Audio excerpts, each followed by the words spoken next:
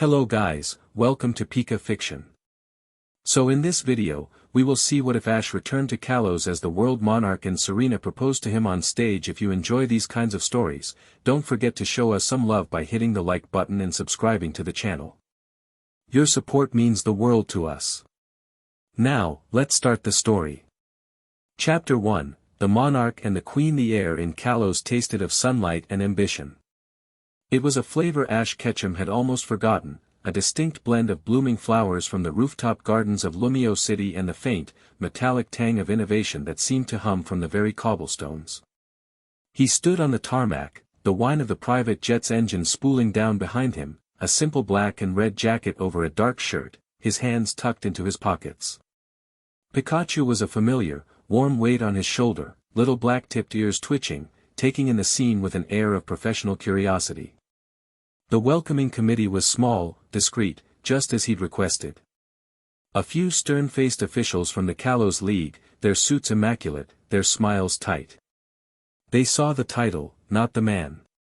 They saw the world monarch, a figure of near-mythical status who had toppled champions like dominoes, a force of nature that had redefined the very peak of Pokémon battling.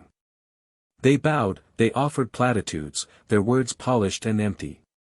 Ash met their formality with a calm, easy smile that didn't quite reach his eyes. His gaze was distant, scanning the skyline dominated by the elegant spire of Prism Tower. He was 21 now. The lanky, explosive energy of his youth had settled, hardened into a quiet, coiled strength. He moved with an economy of motion, a purpose that felt less like the frantic desire to be the very best and more like the quiet confidence of someone who already was.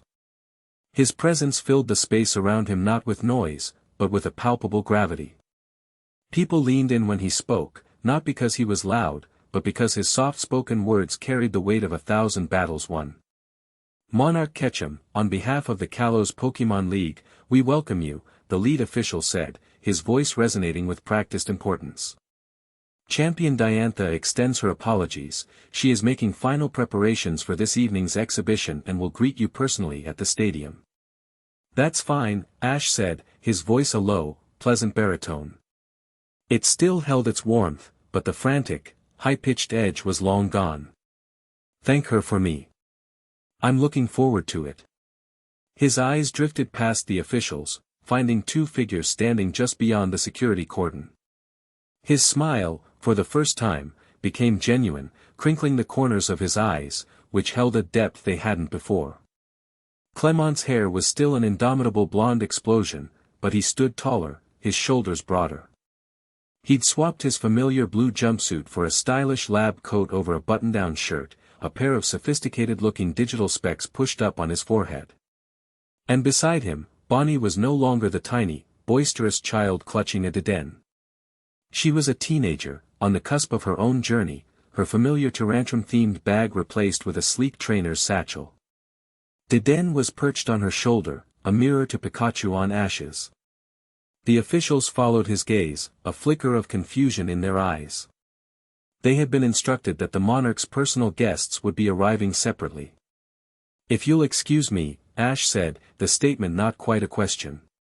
He gave them a nod that was both a dismissal and a thank you, and walked past them, the subtle shift in his posture making it clear the formal part of his arrival was over. The moment he stepped toward them, the carefully constructed dam of time and distance broke. Ash. Bonnie's voice was a happy shriek. She broke into a run, closing the distance in a blur and throwing her arms around his waist in a hug that was surprisingly strong. You actually came. I told Clement. You would, but he was all, the future is variable, subject to quantum fluctuation and scheduling conflicts. Ash laughed, a real, deep laugh that seemed to startle the league officials.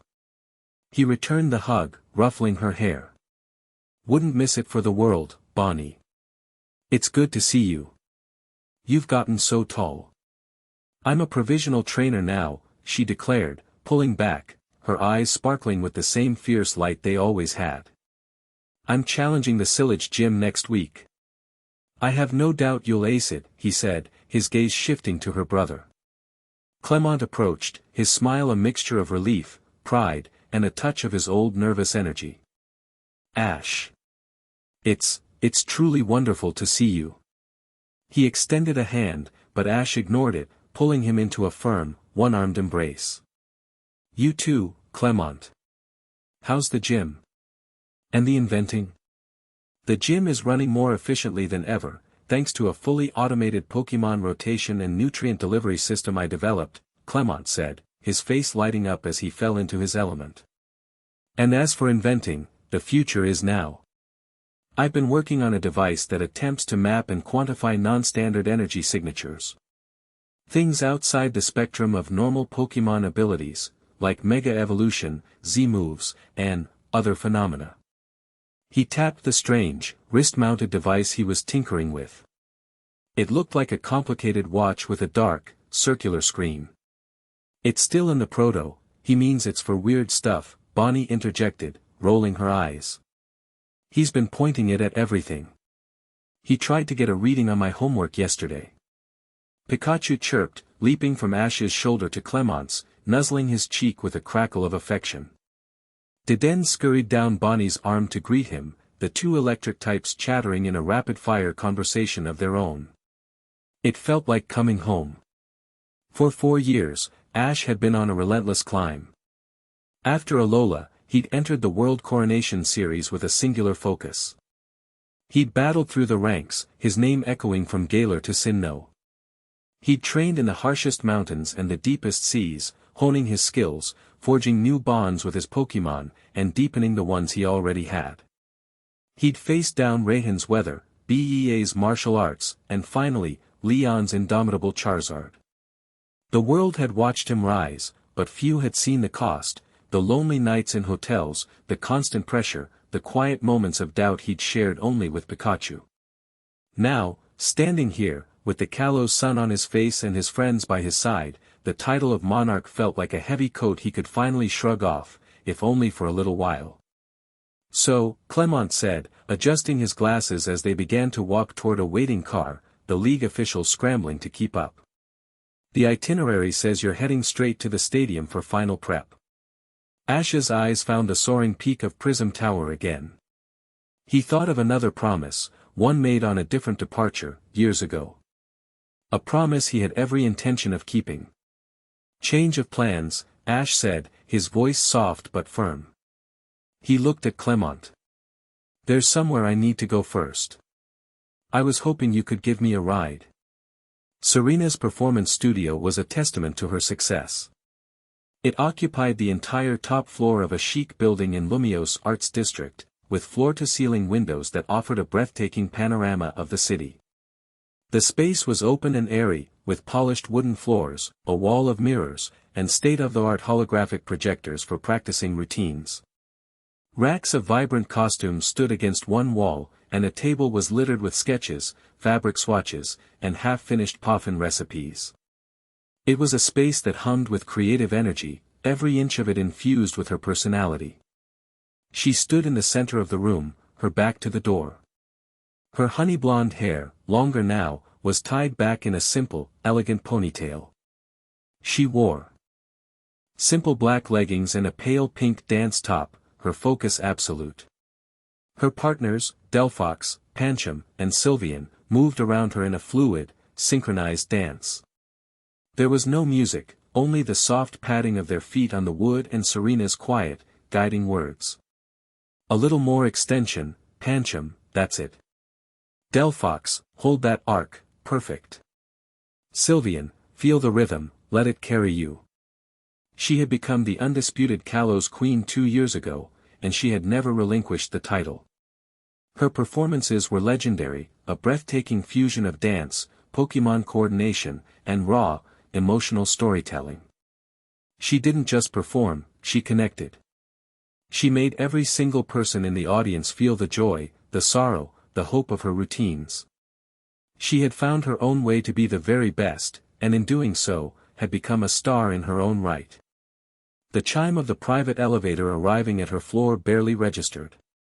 She was lost in the flow, a state of perfect synergy with her team. She expected it to be her manager with the final schedule for the evening's festivities. The elevator doors slid open. Clement and Bonnie stepped out, wide smiles on their faces. Behind them, a figure lingered in the shadows of the lift. "Surprise!" Bonnie called out. Serena turned, a welcoming smile forming on her lips, but it froze as she saw him. Ash stepped out of the elevator and into the light of her studio. The world seemed to slow down. The hum of the city outside faded to a distant murmur. Her Pokémon stopped their dance, turning as one to look at the newcomer. For a moment, no one spoke. Serena's heart felt like it had leaped into her throat. She'd seen him on television, of course. She'd watched every single World Coronation Series match, her breath catching with every near fall, her cheers silent but deafening in her apartment. She'd seen the interviews, the articles, the crowning moment when he was named Monarch. But seeing him on a screen was like looking at a photograph of the sun. It captured the image, but not the heat, not the light, not the overwhelming presence of him. The young man standing before her was the boy she had traveled with, the boy who had inspired her to chase her dream, but he was also something more. The uncertainty was gone from his eyes, replaced by a deep, steady calm. He held himself with a quiet authority that was more powerful than any boast.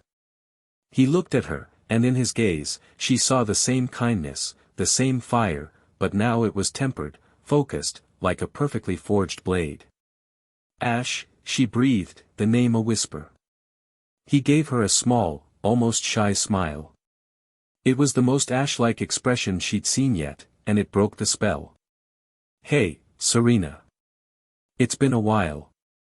Pikachu chose that moment to leap from his shoulder, scampering across the floor with a happy "Pika-Pi." Sylvian, her ribbons fluttering with excitement, rushed forward to meet him, nuzzling him affectionately. Pancham tipped his tiny sunglasses, giving a nod that was the epitome of cool acknowledgement. Delphox, ever the stoic and elegant one, inclined her head in a graceful welcome.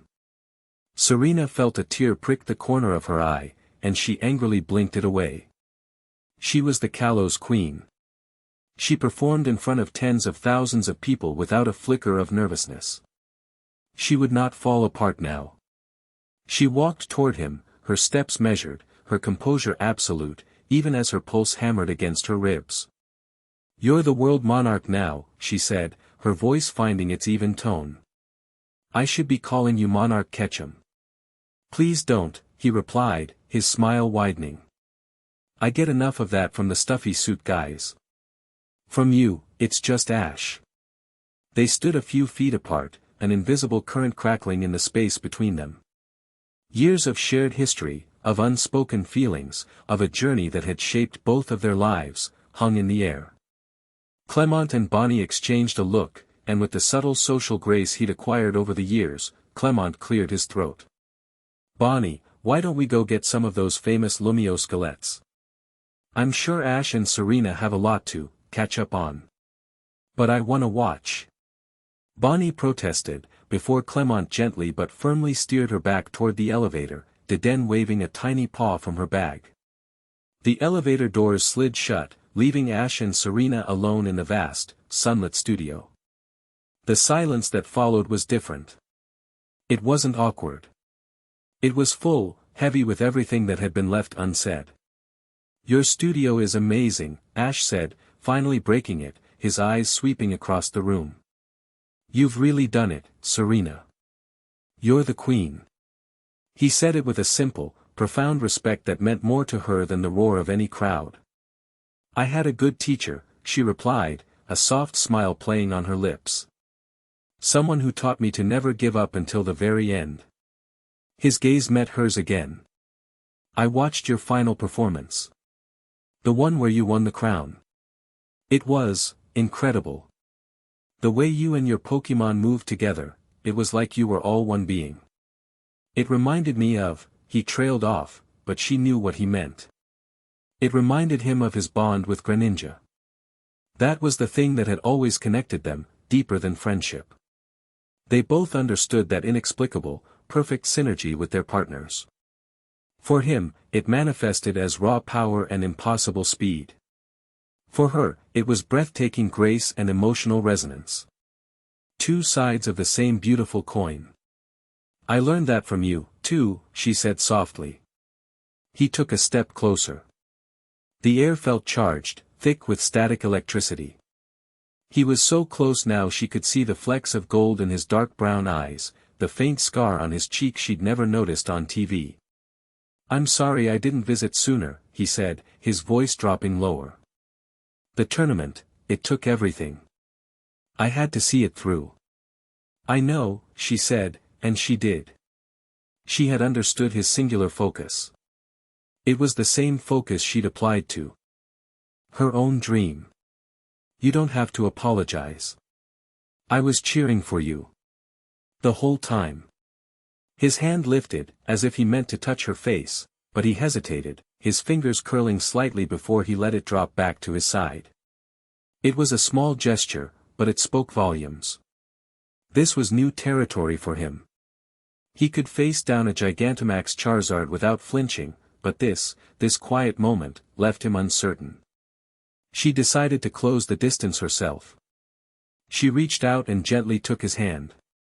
His fingers were calloused, strong, but they wrapped around hers with a surprising gentleness. A jolt, warm and familiar, shot up her arm. Welcome back, Ash, she said, her voice clear and sure. He squeezed her hand, a silent answer that said more than words ever could. It's good to be back. They stood there for a long moment, hand in hand, the city of their shared beginning sprawling out below them. The monarch and the queen, together again, the space between them finally, blessedly, gone.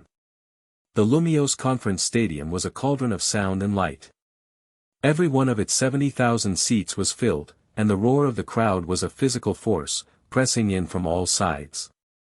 The air crackled with anticipation, a festival of excitement for the main event, an exhibition match between their own beloved champion, Diantha, and the visiting world monarch, Ash Ketchum.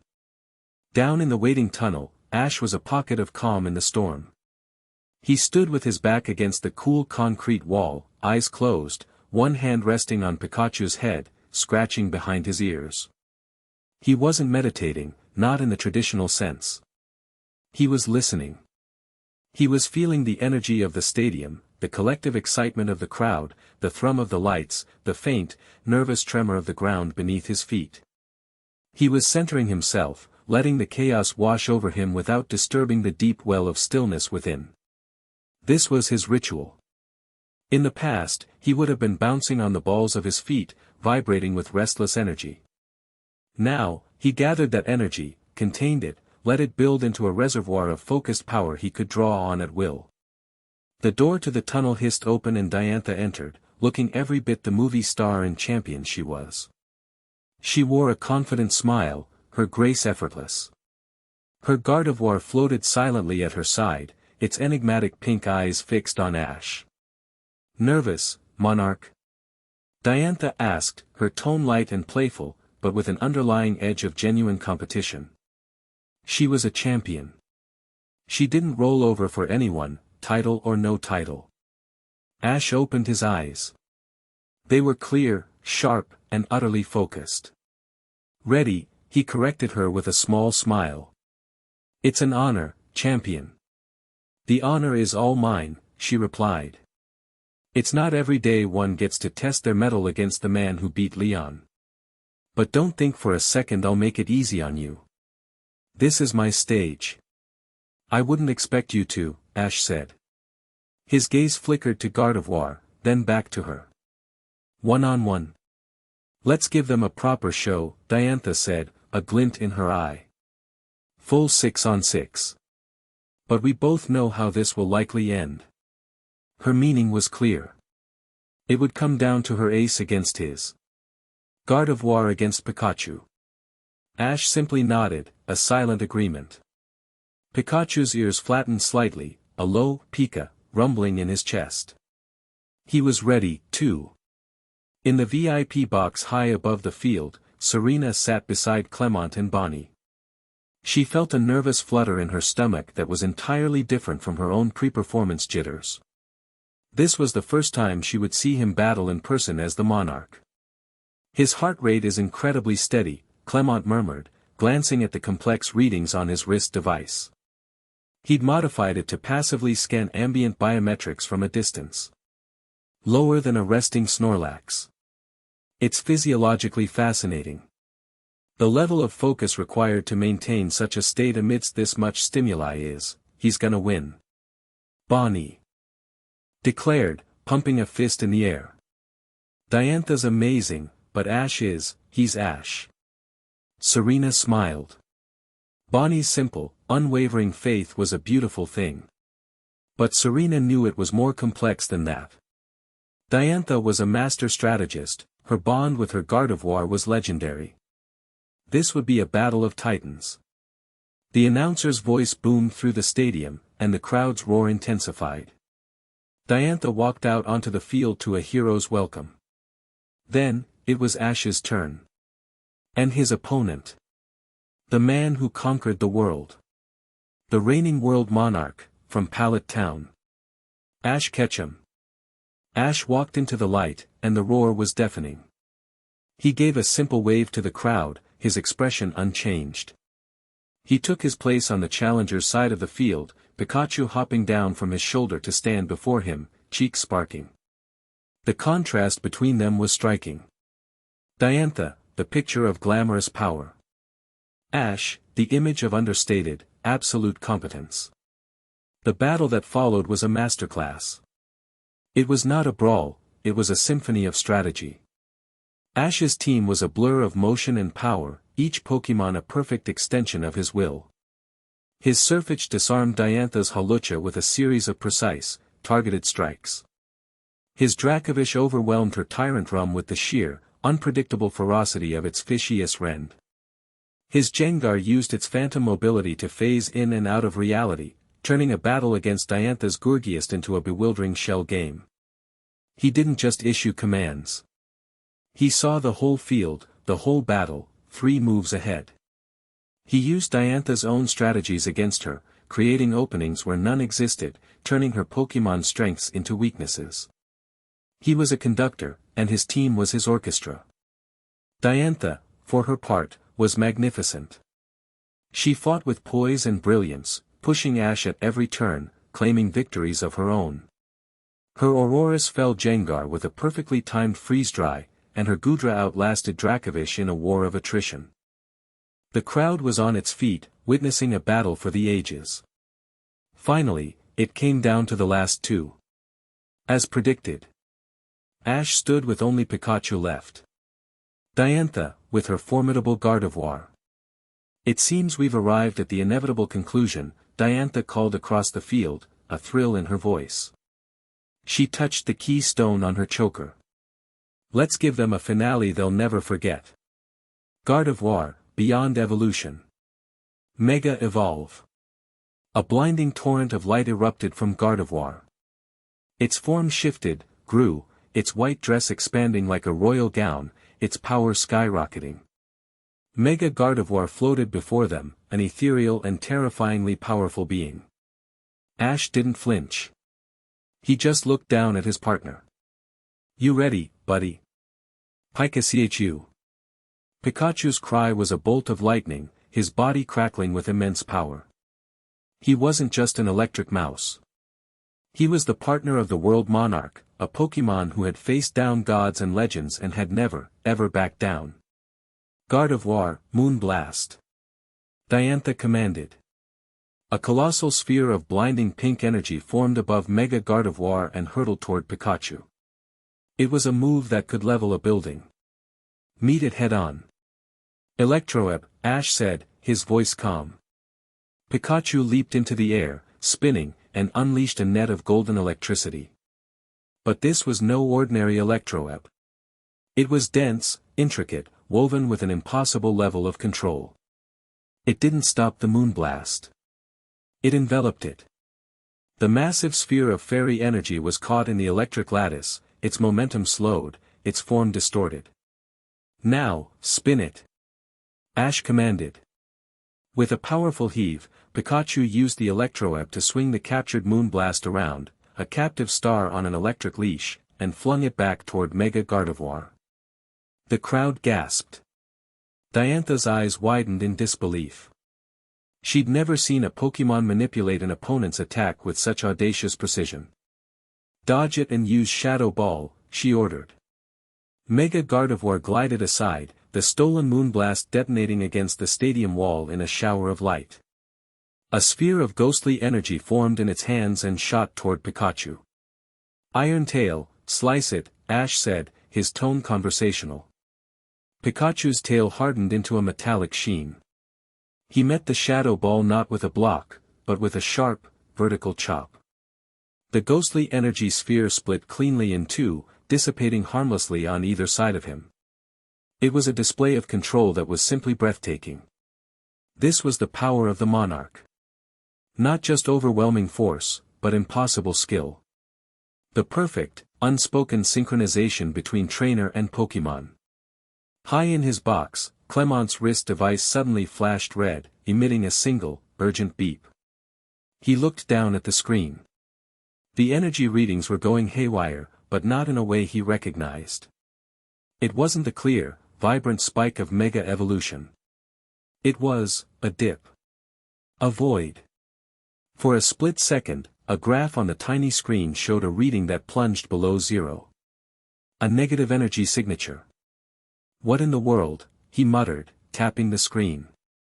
But as quickly as it had appeared, the anomaly was gone, the readings returning to their chaotic but understandable normal. He frowned, making a mental note. An equipment malfunction, most likely. A ghost in the machine. Far below, in the cavernous shadows of the stadium's understructure, a figure stood cloaked in darkness. He leaned against a concrete pillar, his face hidden, the roar of the crowd a distant, meaningless noise. He wasn't watching the battle on the monitors. He was feeling it. He had felt the spike of Mega Evolution, a familiar flicker of power. But then he felt something else. A connection so pure, so potent, it was like a sun erupting in a world of shadows. The bond between the boy and his Pikachu. It was a beacon of life, of loyalty, of shared existence. It was a symphony of everything he had come to despise. A cold, dark energy, a visible distortion like heat haze in a frozen landscape, shimmered around the man for a fraction of a second. The concrete pillar he leaned against seemed to gray, to lose its color and texture, becoming infinitesimally more brittle. A bright light, the figure whispered to the darkness, his voice a dead, hollow thing. It cast such a very long shadow. Back on the field, the battle reached its zenith. Ash and Pikachu were a single entity, moving with a shared consciousness. "We're ending this now, Pikachu," Ash yelled, his calm finally breaking, replaced by the familiar fire of a trainer in his element. "Let's show them our full power." Pikachu became a blur of yellow, his body wreathed in an aura of electricity so intense it seemed to bend the light around him. He wasn't using Volt Tackle. This was something else. This was pure, unadulterated speed. "Quick attack, full circle," Ash commanded. Pikachu began to run, circling the massive field in a blink. He moved so fast he became a solid ring of yellow light, trapping Mega Gardevoir in the center. Now. Thunderbolt. From every point in the circle simultaneously, a bolt of lightning erupted, converging on the center. It wasn't a single attack, it was 100 attacks from all directions at once. A dome of pure, inescapable electricity. The 10 million volt thunderbolt had been a single, focused blast. This was a prison of lightning, a storm contained. Mega Gardevoir cried out, engulfed in the golden cage. The light was blinding. When it faded, Diantha's ace was on one knee, breathing heavily, the beautiful sheen of its mega-evolved form flickering. "Finish it." "Iron Tail," Ash said, his voice quiet again. Pikachu, appearing as if from nowhere in front of the staggered Gardevoir, leaped, his tail gleaming like polished steel, and brought it down in a final, decisive strike. The battle was over. Mega Gardevoir slumped to the ground, reverting to its normal form, unconscious. The stadium was silent for a single, stunned heartbeat, and then it exploded. The roar was unlike anything Serena had ever heard. It was a sound of pure, unadulterated awe. Ash had not just defeated their champion.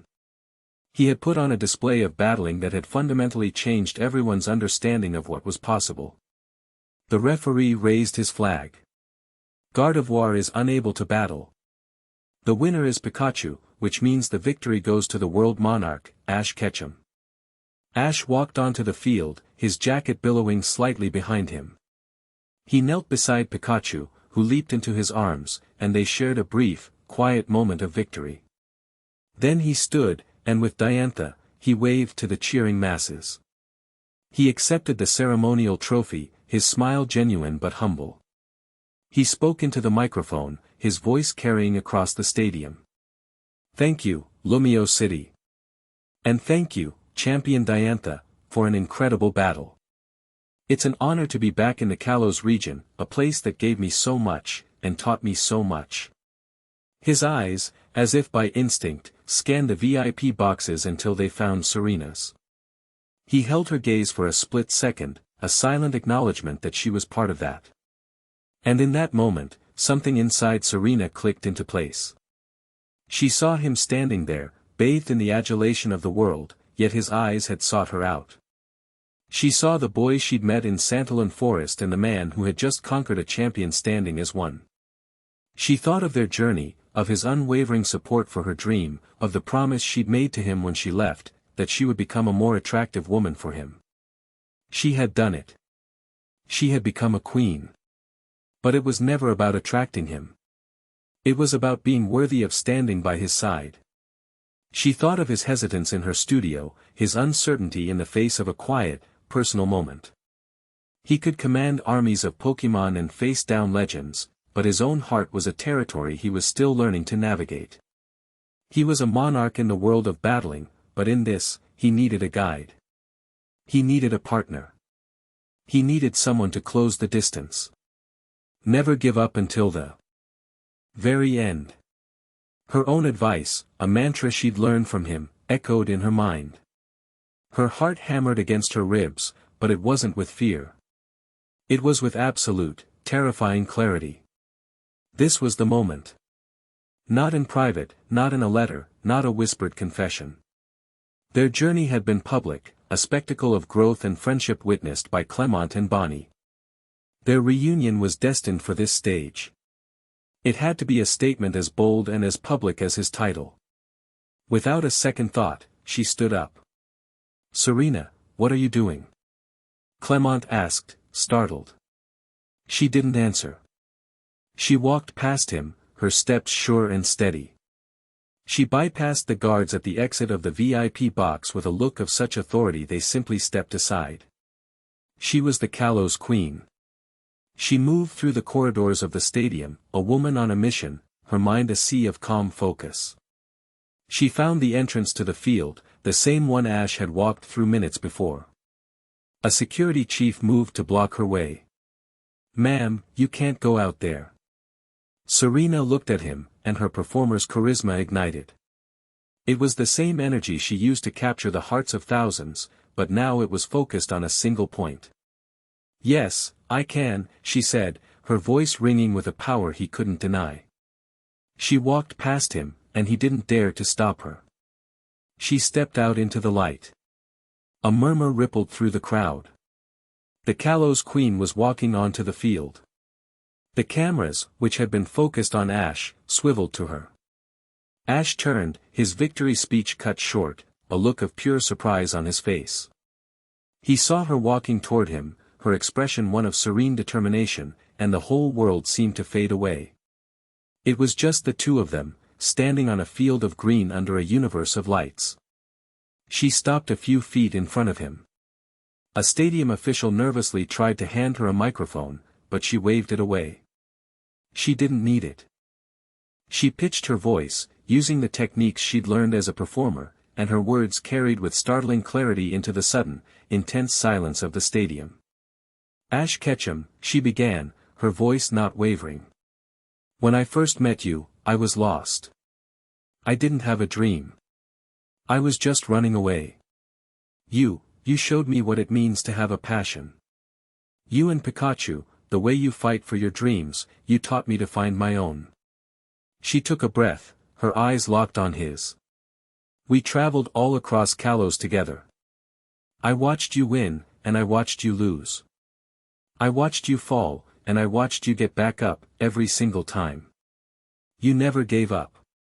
And you never let me give up on myself." She gestured to the cheering crowd, to the massive stadium. "Look at where you are now. You're the world monarch. You did it. You achieved your dream. And I became the Kalos queen. I achieved mine." She took one more step, closing the remaining distance between them.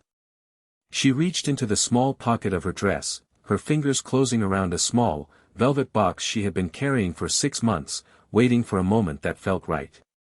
She'd always imagined it would be a quiet, private moment. She had been wrong. This was right. "Our journey together made me who I am today," she said, her voice thick with emotion, but still strong. "And my journey without you has made me realize one very important thing. My dream isn't complete. Not without you." In front of 70,000 people and a broadcast audience of millions, Serena, the queen of Kalos, dropped to one knee. She opened the small box. Inside, nestled on a bed of black velvet, was not a ring for a woman, but a simple, elegant band of brushed silver, inset with a tiny, perfectly cut sliver of a thunderstone. The collective gasp of the entire world was almost comical. Ash's eyes widened, his mind, which could process 100 battle variables in a second, utterly blanking. Pikachu's jaw dropped. "Ash Ketchum," Serena said, her voice ringing with love and absolute conviction. "You are my ultimate goal. Will you marry me?" Time stood still. The silence in the stadium was absolute, a physical presence. Every eye, every camera, every heart was fixed on the world monarch. He looked down at Serena, kneeling before him, offering him not just a ring, but her entire world. He saw her strength, her courage, her vulnerability, all laid bare for him. The confusion in his eyes melted away, replaced by a wave of emotion so powerful it almost staggered him. It was awe. It was understanding. It was a profound, earth-shattering love. This was Serena. Bold, brave, and always, always knowing her own heart. He knelt down, too, so they were at eye level. He didn't look at the ring. He looked into her soul, his expression one of perfect, emotional clarity. He reached out, not for the box, but for her face, his calloused thumb gently wiping away a single tear that had escaped and traced a path down her cheek. A slow, brilliant smile spread across his face. It was a smile of pure, unadulterated joy. "Yes," Ash Ketchum said, his voice clear, strong, and full of a happiness that eclipsed any victory he had ever achieved. "Of course, yes." He took her hand and pulled her to her feet, straight into an embrace that was a decade in the making. The stadium erupted. The sound was a tidal wave, a force of nature, a global celebration of a moment of pure, unscripted love. They stood in the center of the storm, holding on to each other, the monarch and the queen, their journey finally, truly, one. Hand in hand, they turned to the world, a united front. The flash of cameras was a blinding strobe of lightning. On the jumbotrons, the image was iconic, the conquering hero and the radiant queen, their hands clasped, a symbol of a bond so powerful it seemed to light up the night. A bond so bright, it was destined to attract the deepest, most absolute darkness. Chapter 2, The Silent Stage. The first light of dawn over Lumio City was the color of a fresh pecha berry, a soft, blushing pink that crept over the horizon and kissed the steel spire of Prism Tower. It filtered through the panoramic windows of the presidential suite at the Hotel Richesheim, painting long, gentle stripes across the plush carpet. For most of the city, it was the start of another day. For Ash Ketchum, it was the start of day one. He was awake before the sun, a habit forged on 1,000 dusty roads and in 100 Pokemon centers. He lay on his back, staring at the ornate ceiling, his mind unusually, profoundly quiet. The roar of the crowd, the blinding flash of cameras, the chaos of the night before, it all felt like a distant dream. All that felt real was the cool, smooth weight of the silver band now resting on the fourth finger of his left hand. He raised his hand into a beam of nascent daylight. The ring wasn't flashy. It was simple, strong. The inlaid sliver of thunderstone seemed to drink in the light, a sliver of captured lightning against the matte silver. It was perfect. It was her. He'd never worn jewelry in his life, not even a watch. But this felt as natural as the worn fabric of his glove, as familiar as the weight of Pikachu on his shoulder. It felt like a part of him already. A low, sleepy Pika came from the pillow next to him. Pikachu stirred, blinking his dark eyes, and then noticed the ring. He sat up, tilting his head, his ears twitching. He crawled onto Ash's chest, gently prodding the ring with a soft paw, sniffing it with a curious nose. "Yeah, I know," Ash murmured, stroking Pikachu's back. "It's new." Pikachu looked from the ring to Ash's face, a complex expression in his eyes. It was a look of understanding, of immense, boundless happiness for his partner. He nuzzled his cheek against Ash's, letting out a soft, contented crackle of electricity. This was real. This was happening. Ash's Pokéch, left on the bedside table, began to vibrate. Then it buzzed again. And again. A relentless, frantic rhythm. He glanced over. The screen was a waterfall of notifications. News alerts, messages from every acquaintance he'd ever made, missed calls from his mother, Professor Oak, his friends scattered across the globe. Monarch engaged. Kalos Queen proposes in shocking stadium moment. A royal pairing, what this means for the world of Pokémon. Photos, Ash and Serena's love story, from traveling companions to. He sighed, silencing the device without reading any of it. The world could have its story. He had the truth, and the truth was quiet and simple and currently sleeping in a different suite 2 floors down. He had insisted on propriety last night, getting them both through the frenzied hotel lobby to their separate, pre-booked rooms with a quiet authority that had parted the sea of reporters. He wanted their first morning to be on their own terms.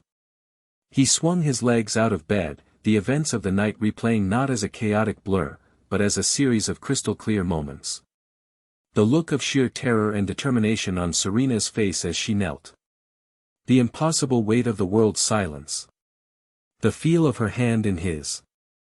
The taste of her lips, a brief, staggering kiss they had shared in the chaos of the stadium tunnel, away from the cameras, a desperate, anchoring moment that had said everything the proposal had and more. He was the world monarch. He'd faced down beings that could warp reality, battled creatures of immense, world-breaking power. He understood strategy, type matchups, the flow of a battle. He understood loyalty and determination and the burning desire to be the best. But this was a different kind of territory.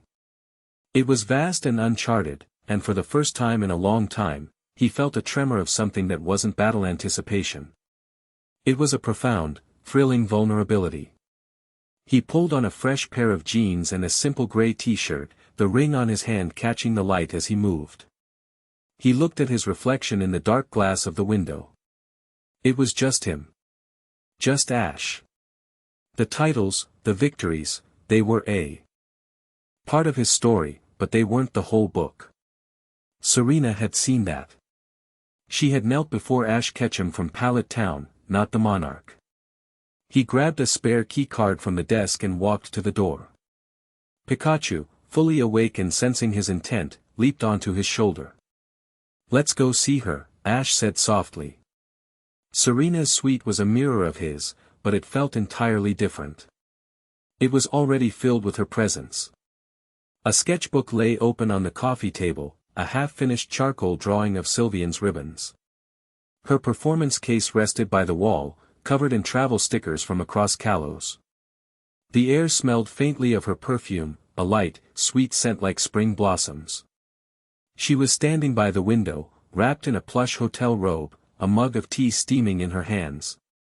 She was watching the city wake up, just as he had been. She hadn't heard him enter. "Morning," he said, his voice quiet so as not to startle her. She turned, and a beautiful, radiant smile lit up her face. It was a smile free of the pressure of the stage, free of the nerves of the night before. It was a smile of pure, unadulterated relief and joy. "Morning," she replied, her voice a little husky. "I was wondering if I dreamed the whole thing." He walked toward her, stopping just in front of her. He took her hand, the one with the steaming mug, and lifted it, his own hand coming to rest beneath hers. His silver ring clinked softly against the ceramic. His eyes met hers over the rim of the mug. "Does that feel like a dream?" he asked. She shook her head, a single, happy tear tracing a path down her cheek. She set the mug down on the windowsill, her movements slow and deliberate. "No. It feels solid. Real." She reached up and touched the ring on his finger, her thumb tracing its circumference. "I was so scared." "You didn't look scared," he said, his voice full of awe. "You looked like a queen. You looked like the strongest person in the world." "My knees were shaking so hard I was afraid I'd fall over," she confessed with a small, watery laugh. "My heart was beating so fast, I couldn't hear the crowd. All I could see was you. I just thought, if I don't do this now, I never will. And I couldn't live with that." He cupped her face in his hands, his touch gentle. "I'm glad you did. Serena, I'm not good at this stuff. At words. I can tell Pikachu to use a thunderbolt that can stop a legend, but when it comes to this," he gestured between them, a look of profound frustration and honesty on his face. "I get lost. I didn't know how to close the distance. I was afraid of messing it up. But you just built a bridge right over it. It's okay if you're not good at the words," she whispered, leaning into his touch. "You're good at the important things. You're good at being there. You're good at being, you. That's all I've ever wanted." He leaned in and kissed her.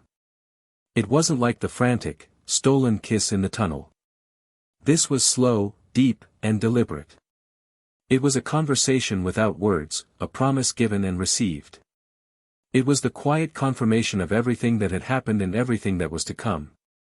It was the sealing of a bond that had been forged in fire and adventure, and now, finally, acknowledged in peace. When they broke apart, they simply held each other, foreheads resting together, the morning sun warming their backs. "My mom is going to lose her mind," Ash said with a low chuckle. "She's been hinting about me settling down since I was 15. My mom will probably start planning the wedding tomorrow," Serena laughed. "She'll want to design the dress. And the cake. And probably choreograph the first dance." They laughed together, a sound of pure, domestic happiness. It was so normal it was almost surreal. Here they were, the world monarch and the Kalos queen, two of the most famous people in their world, giggling about their mothers. "So what happens now?" Serena asked, her voice turning serious again as she pulled back slightly. "With the tour, the media, with everything?" "Now," Ash said, his expression becoming clear and decisive. The monarch was back, but his focus was on her. "Now, we do this our way. We'll make a statement later today. A real one. Together. But for the next few hours, the world can wait." Right on cue, a loud, energetic knock rattled the door of the suite. "Ash. Serena. Are you guys decent? Because the entire planet has exploded and Clement is having a statistical meltdown." Bonnie's voice cut through the quiet intimacy like a well-aimed pin missile. Ash and Serena exchanged a look, a mixture of exasperation and deep affection. The bubble had burst. Ash walked over and opened the door. Bonnie stood there, practically vibrating with energy, holding a tablet that was displaying a dozen news feeds at once. Behind her, Clement looked frazzled, pushing his glasses up the bridge of his nose as he tinkered with his wrist device. "The media response is exponential. The synergistic branding potential is off the charts. I've run a projection and, Clement began, before Bonnie cut him off. They're calling you Ash Rain, she announced, pointing at a headline. It's like a celebrity couple name. Isn't that hilarious? I think it's terrible, Serena said, coming up behind Ash, a smile playing on her lips. I agree, Ash said. Let's go with Suresh. Bonnie wrinkled her nose. No, that sounds like a type of radish. Ash Rain is way better. It has rain in it, like a king and queen. Pikachu and Deden chattered excitedly, equally caught up in the morning's energy. Clement, meanwhile, was frowning at his wrist device again. That's strange. I'm picking up trace amounts of that 0-point energy signature again. Just faint echoes. It seems to be resonating from the stadium. Like a stain. Left behind. A what? Ash asked, his attention immediately shifting. The playful mood vanished, replaced by a sharp focus that Clement had come to recognize. The anomaly I detected during your battle, Clement explained, his voice becoming more technical. A localized energy vacuum. It was present for 2.7 seconds during the climax of the match. I thought it was a sensor malfunction, but now I'm detecting lingering isotopes of the same signature. It's almost as if the intense energy of your battle attracted it. Before Ash could process that, Clement's own hollow caster rang, projecting a small, frantic image of a man in a flamboyant stage outfit. Clement. Thank Arceus. You have to help, the man cried, his face pale with distress. Pierre. What's wrong? Clement asked, recognizing a fellow inventor who specialized in showcase technology. It's Verdelet town. The showcase. It's a disaster. Pierre lamented. The Pokémon, they're just off.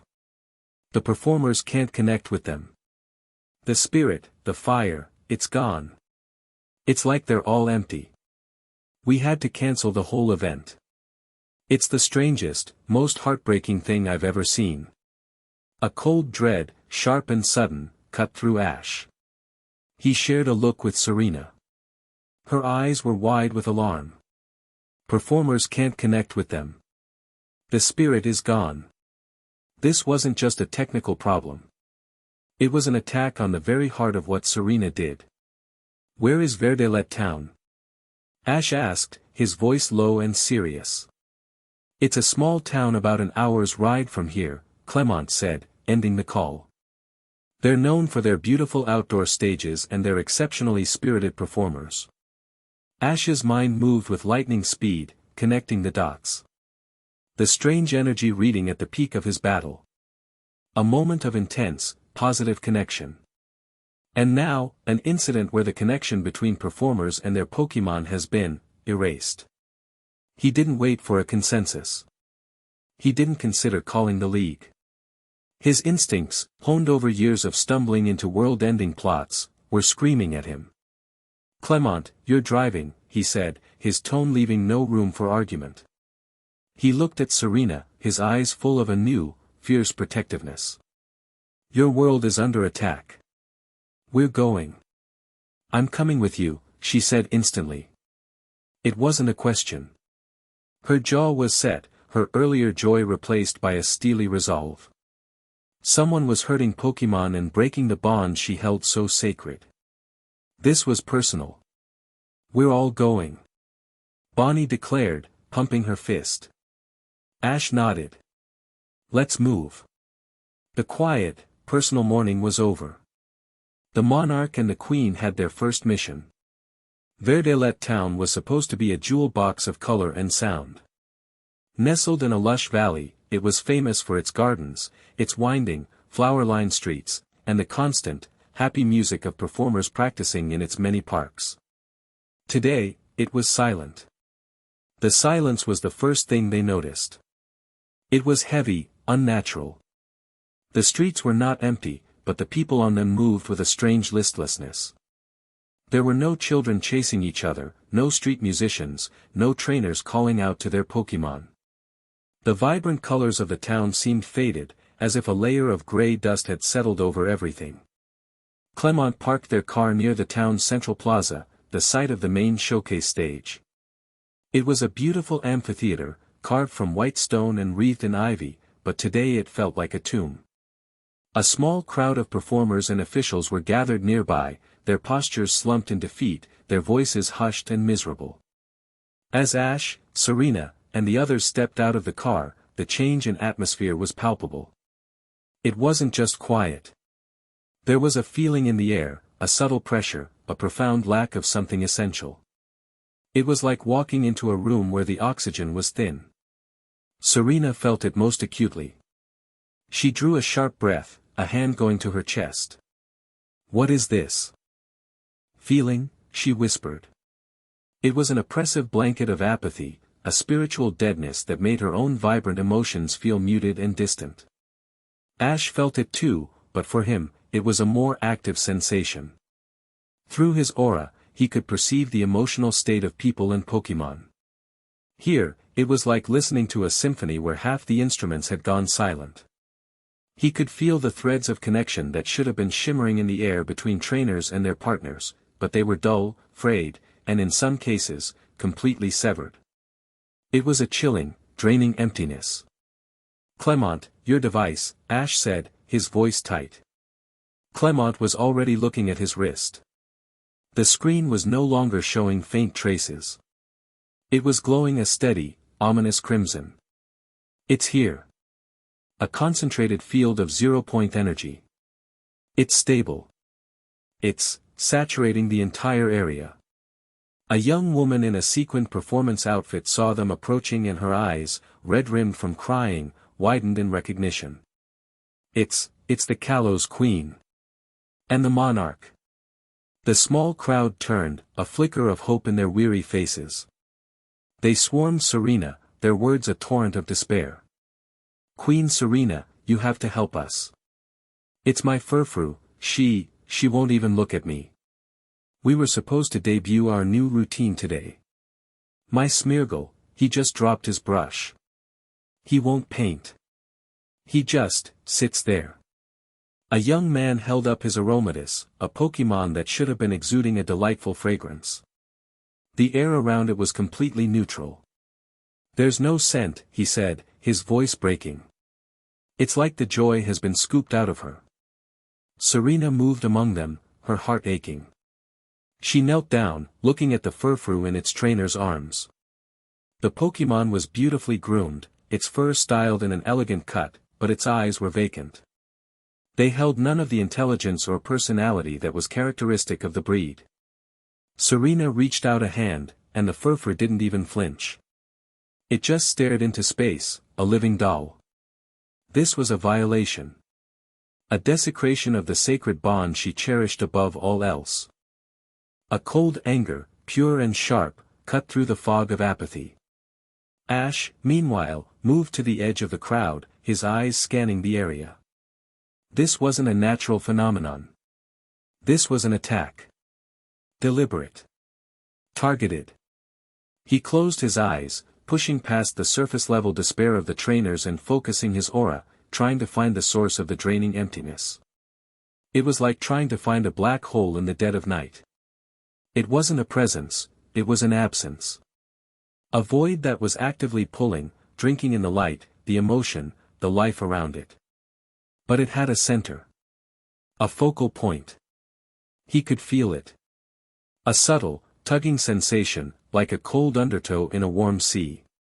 "It's not coming from the stage," he said, opening his eyes. He looked past the amphitheater, toward a dense grove of trees at the edge of the town park. "It's over there." "My readings confirm it," Clement said, adjusting the sensor on his device. "The signal vector is originating from approximately 200 meters in that direction." "I'm coming," Serena said, standing up. Her face was a mask of grim determination. "Serena, maybe you should stay here," Ash started, not wanting to put her in danger. "They attacked my world, Ash," she said, her voice leaving no room for protest. They came for performers. For the bond we share with our Pokémon. There is nowhere in the universe I would rather be than right behind you. He saw the fire in her eyes, the same fire he'd seen when she'd first cut her hair, the same fire she had on stage. He nodded, a surge of pride swelling in his chest. All right. Bonnie, you stay here with Clement. Keep these people safe. Try to move them away from the stage. But I want to fight. Bonnie protested. Your job is more important, Ash said, his tone serious. You're the first line of defense for these people. We're counting on you. Bonnie's expression shifted. She understood. She puffed out her chest, grabbing Clement's arm. You heard him. The future is now. We need to establish a secure perimeter. She began ushering the confused performers away, her tiny frame radiating an authority that belied her age. Ash gave a grateful nod to Clement, who was already directing people with a newfound confidence. Then he turned to Serena. Pikachu was on his shoulder, cheeks sparking with contained energy. Her own partners, Delphox, Pancham, and Sylveon, had emerged from their pokeballs, sensing their trainer's resolve. They stood around her, a protective circle of grace and power. Stay close, Ash said. Together, they walked away from the silent stage, heading for the shadows of the grove. The air grew colder as they entered the trees. The cheerful birdsong of the park was gone, replaced by an unnerving silence. The leaves on the trees seemed dull, their greens muted. The very life of the forest felt suppressed. Ash led the way, his senses stretched to their limit. The pulling sensation grew stronger, a constant, chilling drain on his own energy. It was a deeply unpleasant feeling, a void that promised nothing but oblivion. They emerged into a small, forgotten clearing. In its center stood an old, disused performance stage, much smaller than the main one, a relic from the town's founding. It was covered in moss and decay, a place of forgotten memories. And on that stage, a figure stood with his back to them. He was tall and lean, wrapped in a dark, hooded cloak that obscured his features. The fabric didn't seem to reflect any light, swallowing it whole. The oppressive, draining energy was pouring from him in waves. At his feet stood two Pokémon, a Weevil and a Honchkrow. But there was something horribly wrong with them. Their movements were too perfect, too fluid, like puppets on a string. Their eyes, when they turned their heads, were flat and dull, like polished black stones. There was no flicker of malice, no spark of battle lust. There was nothing. They were empty vessels. The cloaked figure turned slowly. His face was hidden in the deep shadow of his hood, but they could feel his soulless gaze upon them. The Monarch, a voice said. It was not a human voice. It was a synthesized, toneless sound, like a machine attempting to replicate speech.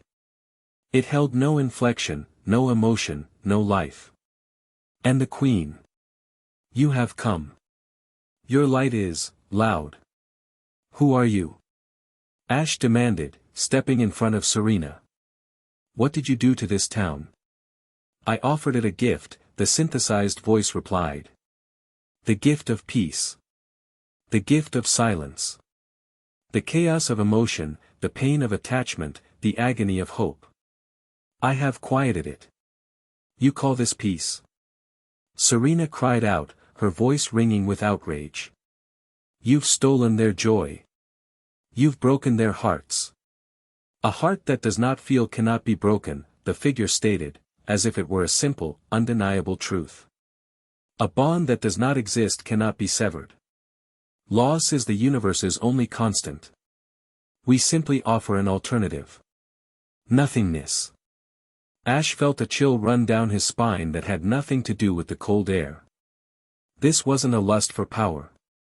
This was a philosophy, a twisted, nihilistic creed. Pikachu, let's end this, Ash said, his voice low and dangerous. Use Thunderbolt. Pikachu leaped from his shoulder, a golden blur of righteous fury, and unleashed a massive bolt of lightning. It tore through the air, aimed squarely at the cloaked figure. The honchcrow moved. With that same unnatural, robotic speed, it darted in front of the blast. It didn't try to dodge or block. It simply spread its wings and took the full force of the attack. Honch dash, its cry was cut short as the electricity engulfed it. But something was wrong. The thunderbolt, which could stagger a legendary Pokémon, seemed muted. It flickered and died against the bird's feathers, as if its power was being siphoned away. The honchcrow was thrown back, but it landed silently on its feet, completely unharmed, its eyes just as vacant as before.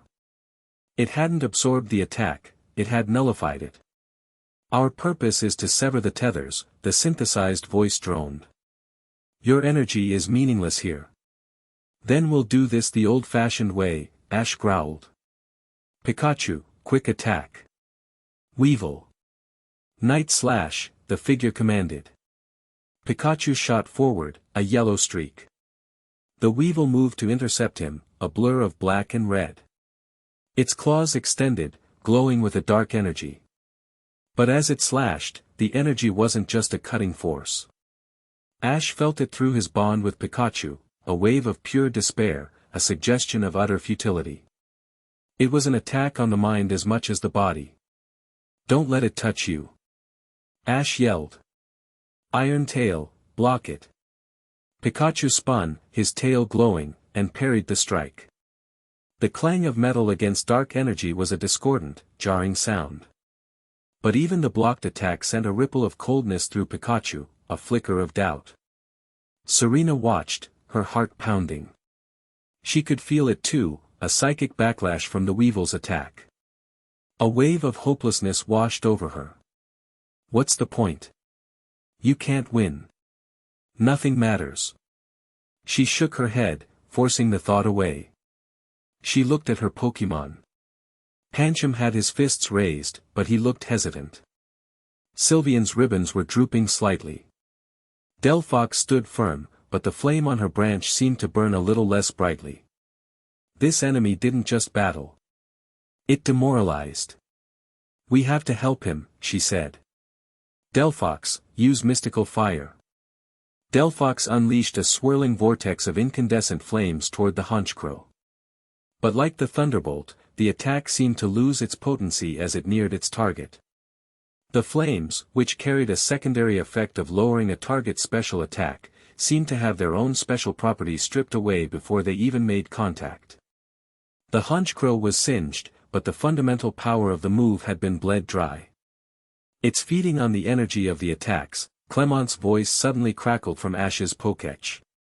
"I'm monitoring the battle from here. Their bodies are surrounded by a microfield of that zero-point energy. It's like a buffer that negates or drains any energy-based move. You have to rely on purely physical force." "Physical force it is," Ash said. He saw the opening. The Weevil was focused on Pikachu. The honchcrow was recovering from Delphox's weakened attack.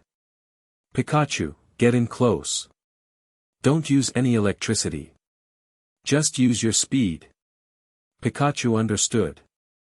He darted and weaved, a physical whirlwind, closing the distance to the Weevil. He feinted left, then spun right, forcing the soulless Pokémon off balance. The cloaked figure, the silencer, seemed to tilt its head.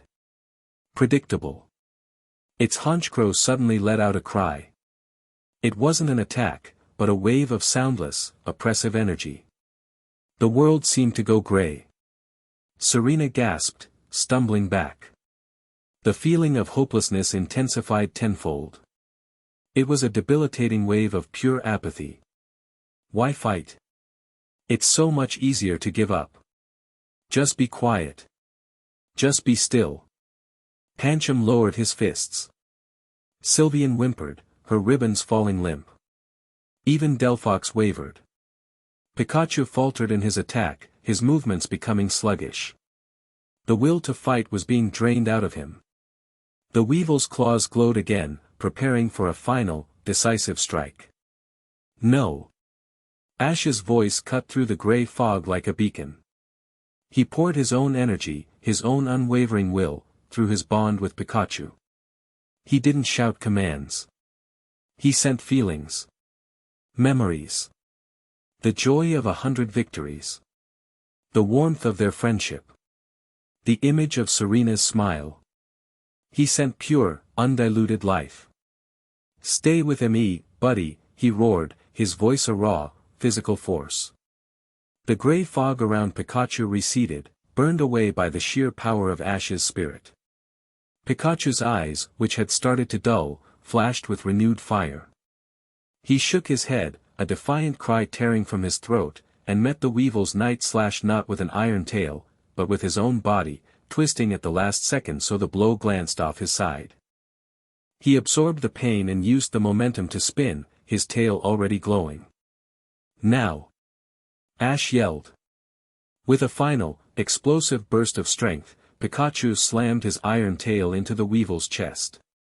There was no energy, no flash. Just a pure, solid, physical impact. The Weevil was thrown backward, crashing into the silencer's legs and crumpling into a heap. It did not stir. The silencer stood motionless for a second. The oppressive aura of apathy vanished. Honchkrow flew to its master's side, its eyes still empty. The cloaked figure looked at the defeated Weevil, then at Ash and Pikachu, a single, unified force of life and will. Finally, it turned its hidden face towards Serena, who stood with her partners, shaking but defiant. The tethers, the synthesized voice said, the first hint of something other than monotone, a flicker of cold observation, in its tone. They are strong in you. Too strong. The figure began to dissolve. Not in a puff of smoke, but like a glitch in reality. Its form wavered, becoming translucent, the dark cloak turning to threads of shadow and nothingness. The brightest lights attract the deepest shadows, the voice echoed, seeming to come from everywhere at once as the figure faded completely. The tethers of creation will be severed. And then, he was gone. The Weevil and Honchkrow dissolved with him, leaving nothing behind but the mossy, silent stage. For a long moment, no one moved. The clearing was still, but the oppressive, draining cold was gone. The air felt thin, but breathable again. Faintly, from the direction of the town, the first hesitant notes of a bird's song could be heard.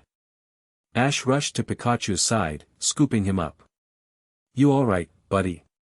Pikachu murmured, leaning heavily against Ash's chest. He was exhausted, drained not from a physical battle, but a spiritual one. Serena ran to Ash's side, her own Pokémon gathering around them. She placed a trembling hand on Ash's arm. Ash, what was that?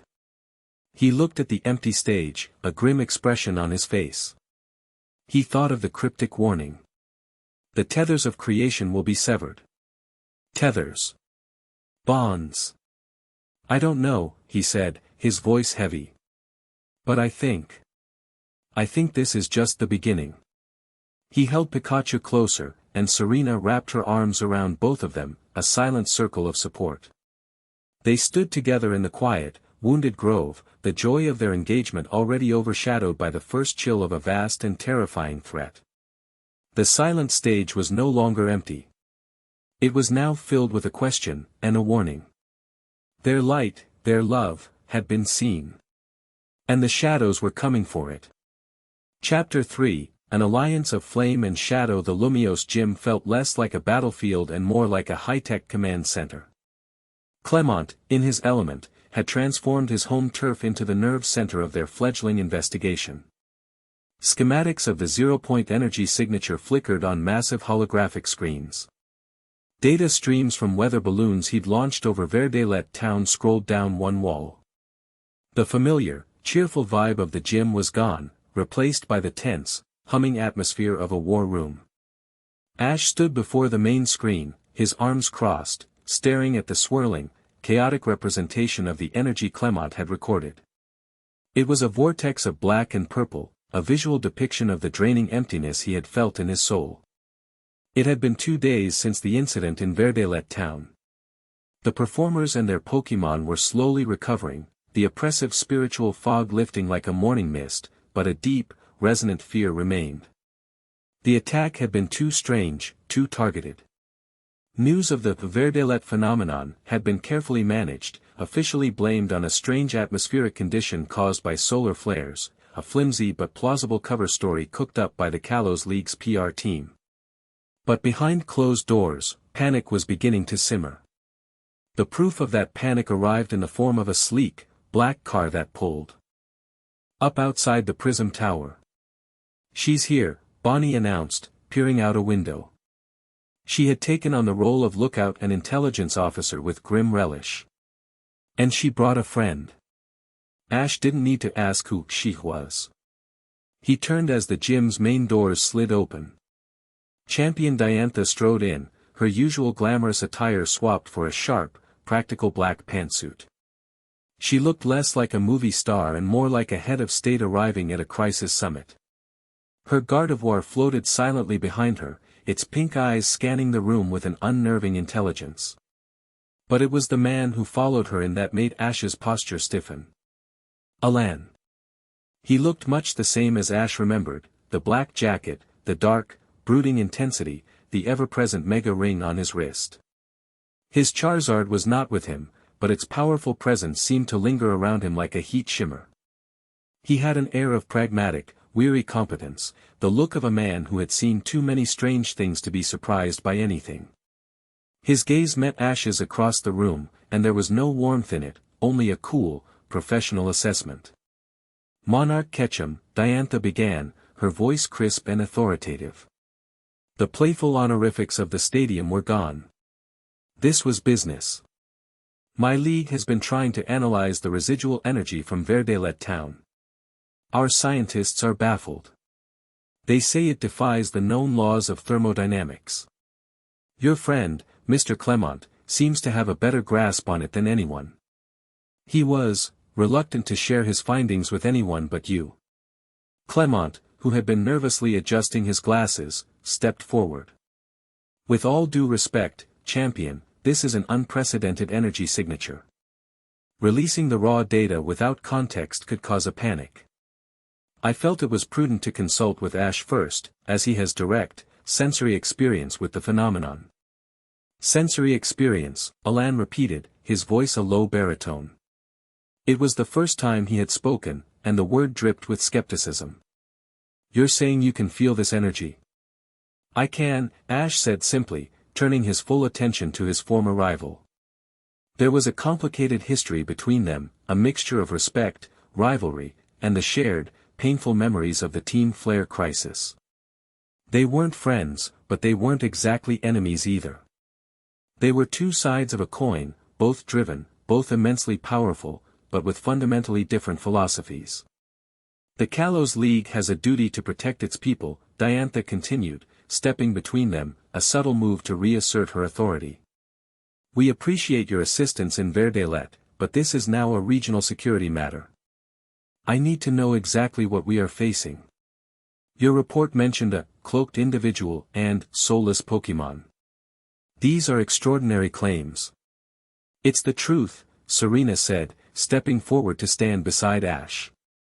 She had refused to stay behind, insisting that as the one whose world had been directly attacked, she had a right to be there. Her presence seemed to surprise Diantha, who had clearly been expecting a purely tactical meeting. Serena met the champion's gaze without flinching, her posture radiating a quiet but unbreakable resolve. "Extraordinary claims require extraordinary evidence," Alan stated, his eyes still locked on Ash. "Professor Sycamore sent me. He remembered my work with Marin and the unique energy signatures related to Mega Evolution. He thought I could be of assistance in analyzing this zero-point energy. But from where I stand, this all sounds convenient. A mysterious, untraceable enemy appears just as the world monarch, a foreign power, arrives in our region. An enemy only he seems to understand."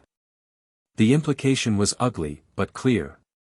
He wasn't accusing Ash of causing it, not directly, but he was suggesting Ash might be exaggerating the threat to assert his own influence in Kalos. A spark of anger flared in Ash's chest. He took a step forward. Are you accusing me of something, Alan? I'm stating facts, Alan shot back, his own competitive fire igniting. You show up, and suddenly there's a problem no one but you can solve. Forgive me if I require a more tangible demonstration of this threat before I commit my resources to chasing shadows. The tension in the gym became thick enough to cut with a knife. It was a clash of two powerful wills. Ash, the charismatic, intuitive hero who operated on instinct and the power of his bonds. Alan, the pragmatic, analytical warrior who trusted only what he could see and measure. A demonstration? Ash's voice was dangerously quiet. You want a demonstration? He could feel it, even now. A faint, residual trace of the null energy clinging to him, like a scent only he could detect. The silencer's parting words echoed in his mind, the tethers are strong in you. Too strong. Clement had said the battle in the stadium had attracted the anomaly. He had a sudden, reckless idea. It was a gamble, a huge one, but it was the only way to make them understand. Fine, Ash said. He turned to Diantha. Champion, I need a secure battlefield. One that can handle a full-power battle. Diantha looked from Ash to Alan, a thoughtful, calculating expression on her face. She saw the simmering animosity, the challenge that had been laid down. She also saw an opportunity. You're proposing a battle. Here. Now. Alan wants proof, Ash said, his gaze snapping back to his rival. I'll give it to him. I'll show him an energy signature he can't deny. Alan's lips curled into a smirk, a flicker of the arrogant battler he once was. Are you challenging me, Monarch? I'm offering you a front-row seat, Ash countered. A heavy silence fell over the gym. Clement looked horrified at the prospect. Bonnie looked thrilled. Serena watched Ash, her expression a mixture of concern and absolute trust. She knew that look in his eyes.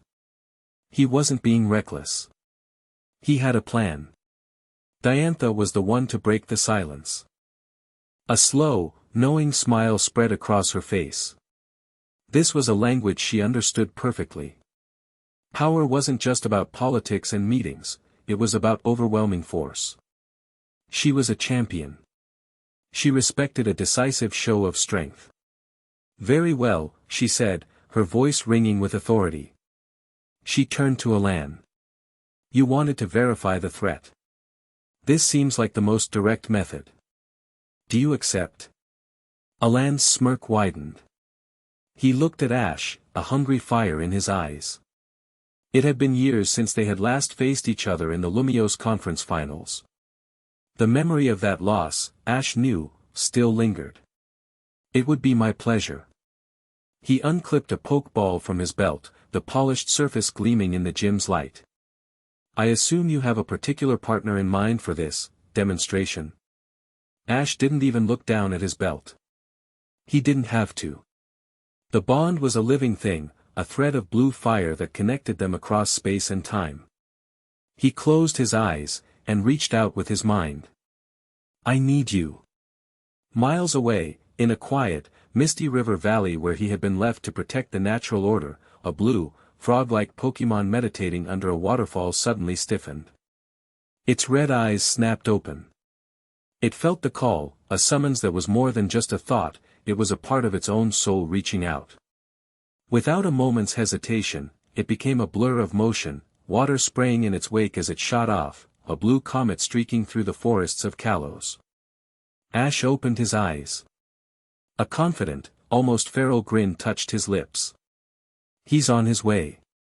The battlefield was one of Prism Tower's highest-level training arenas, a massive, enclosed space with reinforced walls and a retractable roof, currently open to the afternoon sky. It was designed to contain the power of mega-evolved Pokemon, but Clement still looked nervous, his hands flying over a portable console he'd set up on the sidelines. I've reinforced the energy dampeners and set up a full-spectrum sensor grid, he explained, sweat beading on his forehead. If any zero-point energy appears, we'll get a real-time, three-dimensional map of it. Theoretically. Diantha and Serena stood beside him, their expressions tense. This was more than a grudge match. It was a high-stakes experiment with a world-class battle as the catalyst. Ash stood on one side of the field, alone. He was calm, centered, his hands in his pockets. On the other side, Alan stood with his Charizard, a magnificent, powerful beast whose tail flame burned with an intense heat. The air between them was electric with anticipation. "Are you sure about this, Ash?" Serena asked softly, her voice carrying across the empty space. He turned his head, giving her a reassuring smile. It was a smile that said, "Trust me." The only way to make a skeptic believe is to show them something they can't explain away. Suddenly, a blue shape shot through the open roof, a streak of impossible speed that landed in a perfect crouch in front of Ash. Water dripped from its body, evidence of its high-speed journey. It rose to its full height, its long tongue wrapped around its neck like a scarf, its sharp, intelligent eyes fixed on Alan's Charizard. "Ash Greninja." A collective gasp came from the sidelines. Diantha's eyes widened.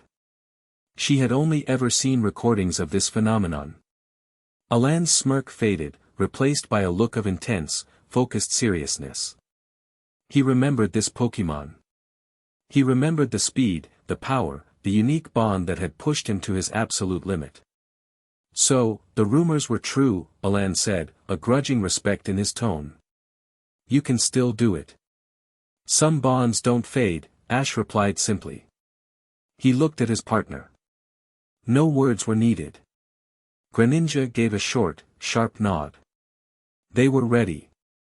"Let's see if you've improved since our last meeting," Alan said, touching the mega ring on his wrist. "Charizard, respond to my heart. Beyond evolution. Mega evolve." A torrent of fiery energy engulfed Charizard. Its body bulked up, its skin turning a sleek, menacing black. Blue flames erupted from the sides of its mouth, and its wings became sharper, more predatory. Mega Charizard X let out a roar that shook the very foundations of the tower, a declaration of its immense draconic power. The sheer pressure of its presence was immense.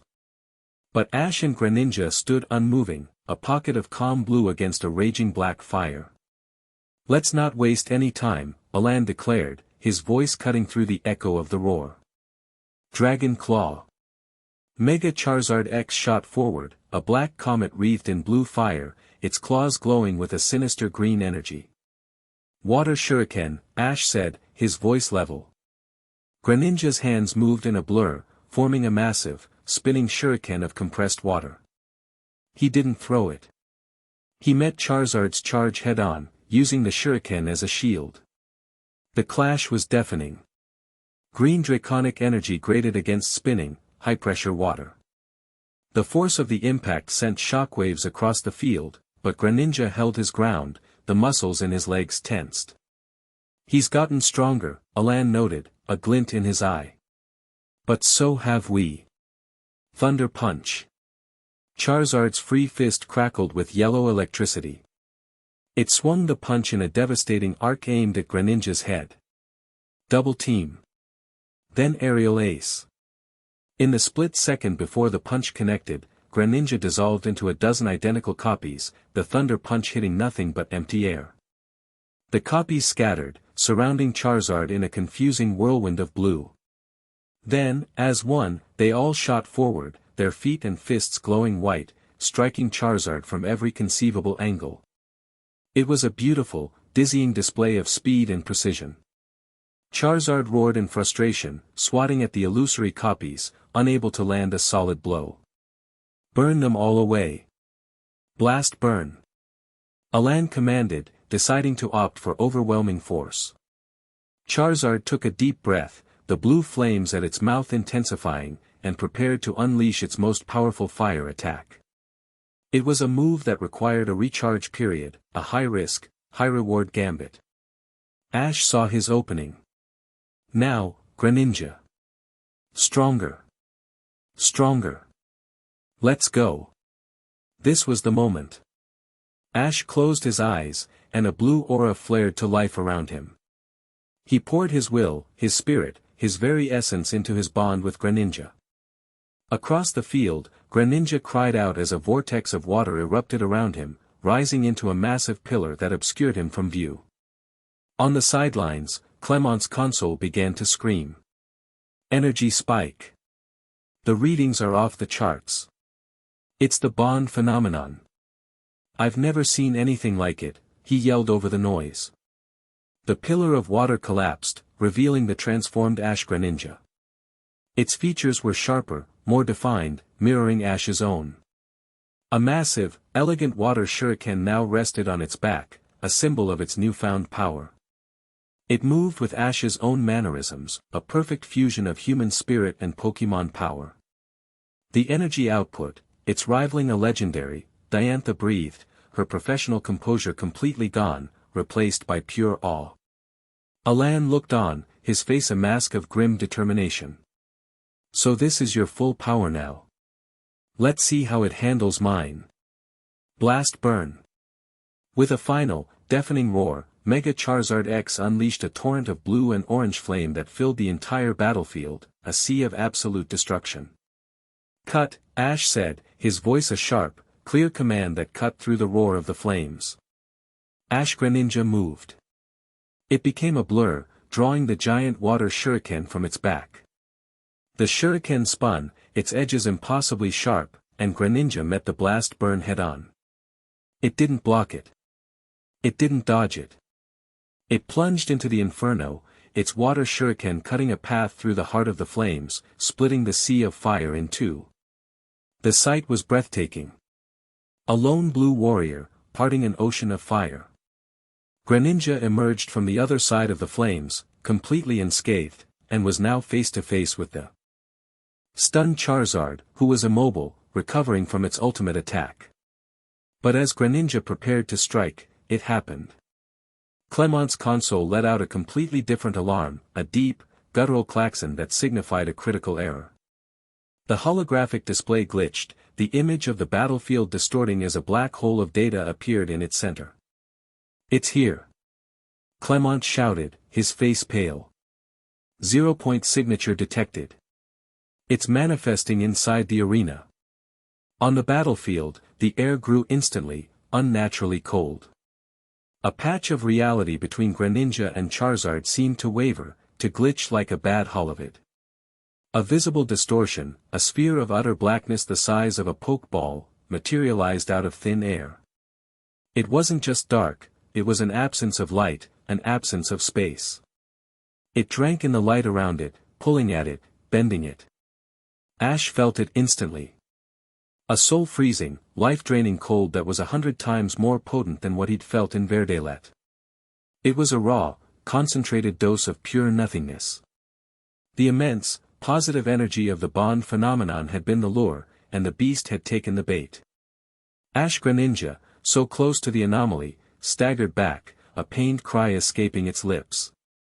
The vibrant blue aura around it flickered violently, as if the energy was being siphoned away. Ash felt a sharp, stabbing pain in his own chest, a sympathetic wound connected through their bond. He stumbled, catching himself on one knee, his breath hitching. Alan felt it too. It wasn't an aura sense like Ash's, but a primal, instinctual revulsion. He could feel the power draining from Charizard, the heat from its flames being leached away. The air became heavy, oppressive, full of a terrifying, silent promise of oblivion. His skepticism, his cynicism, it all evaporated in a single, heart-stopping moment of pure, existential dread. He stared at the sphere of nothingness, his eyes wide with a horror he hadn't felt since he'd first witnessed the power of the ultimate weapon. What, in the name of Arceus, is that? He breathed, his voice barely a whisper. The black sphere pulsed, and a wave of null energy washed over the battlefield. It was a tangible force of apathy and despair. The lights in the arena flickered and dimmed. The metal walls seemed to groan, their color fading to a dull, lifeless gray. On the sidelines, Serena cried out, grabbing Clement's arm for support as the wave of hopelessness hit her. Diantha's Gardevoir instantly materialized in front of her, creating a shimmering pink barrier of psychic energy to shield its trainer from the worst of the psychic fallout. But even the powerful champion looked shaken to her core, her face ashen. Ash! Serena screamed, her voice cutting through the despair. Her voice, full of fear and love, was an anchor for Ash. He gritted his teeth, pushing through the pain, forcing himself to his feet. He had to end this. He had to push it back. Greninja, he yelled, pouring every last ounce of his remaining will into their bond. Don't let it win. Water Shuriken. Full power. Ash Greninja responded, its own will overriding the draining effect. It raised the giant shuriken, which now glowed with a brilliant, defiant orange light, the final, ultimate form of its power, fueled by the last of their shared energy. It was no longer just water, it was solidified spirit, a weapon of pure connection. With a final, desperate cry, Greninja hurled the spinning disk of orange light not at Charizard, but directly at the sphere of black nothingness. The impact was silent. There was no explosion, no grand detonation.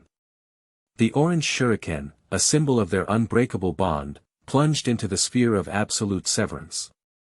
For a single, terrifying moment, it seemed like the light would be extinguished, swallowed by the infinite void. But then, a reaction occurred. The two opposing concepts, perfect connection and perfect nullification, collided. The sphere of nothingness began to vibrate violently, unable to process the pure, conceptual energy of the attack. It wavered, stretched, and then, with a sound like tearing fabric, it imploded, collapsing in on itself and vanishing as quickly as it had appeared. The battle was over. The cold, oppressive weight lifted from the arena. The lights returned to their normal brightness. Ash Greninja swayed on its feet, the transformation receding. The giant shuriken on its back dissolved, and it collapsed onto one knee, utterly spent. Across the field, Ash fell to his knees as well, gasping for breath, the psychic backlash leaving him dizzy and nauseous. Their bond, which had been a roaring fire, was now a faint, flickering ember. Alan stood frozen, staring at the spot where the sphere had been.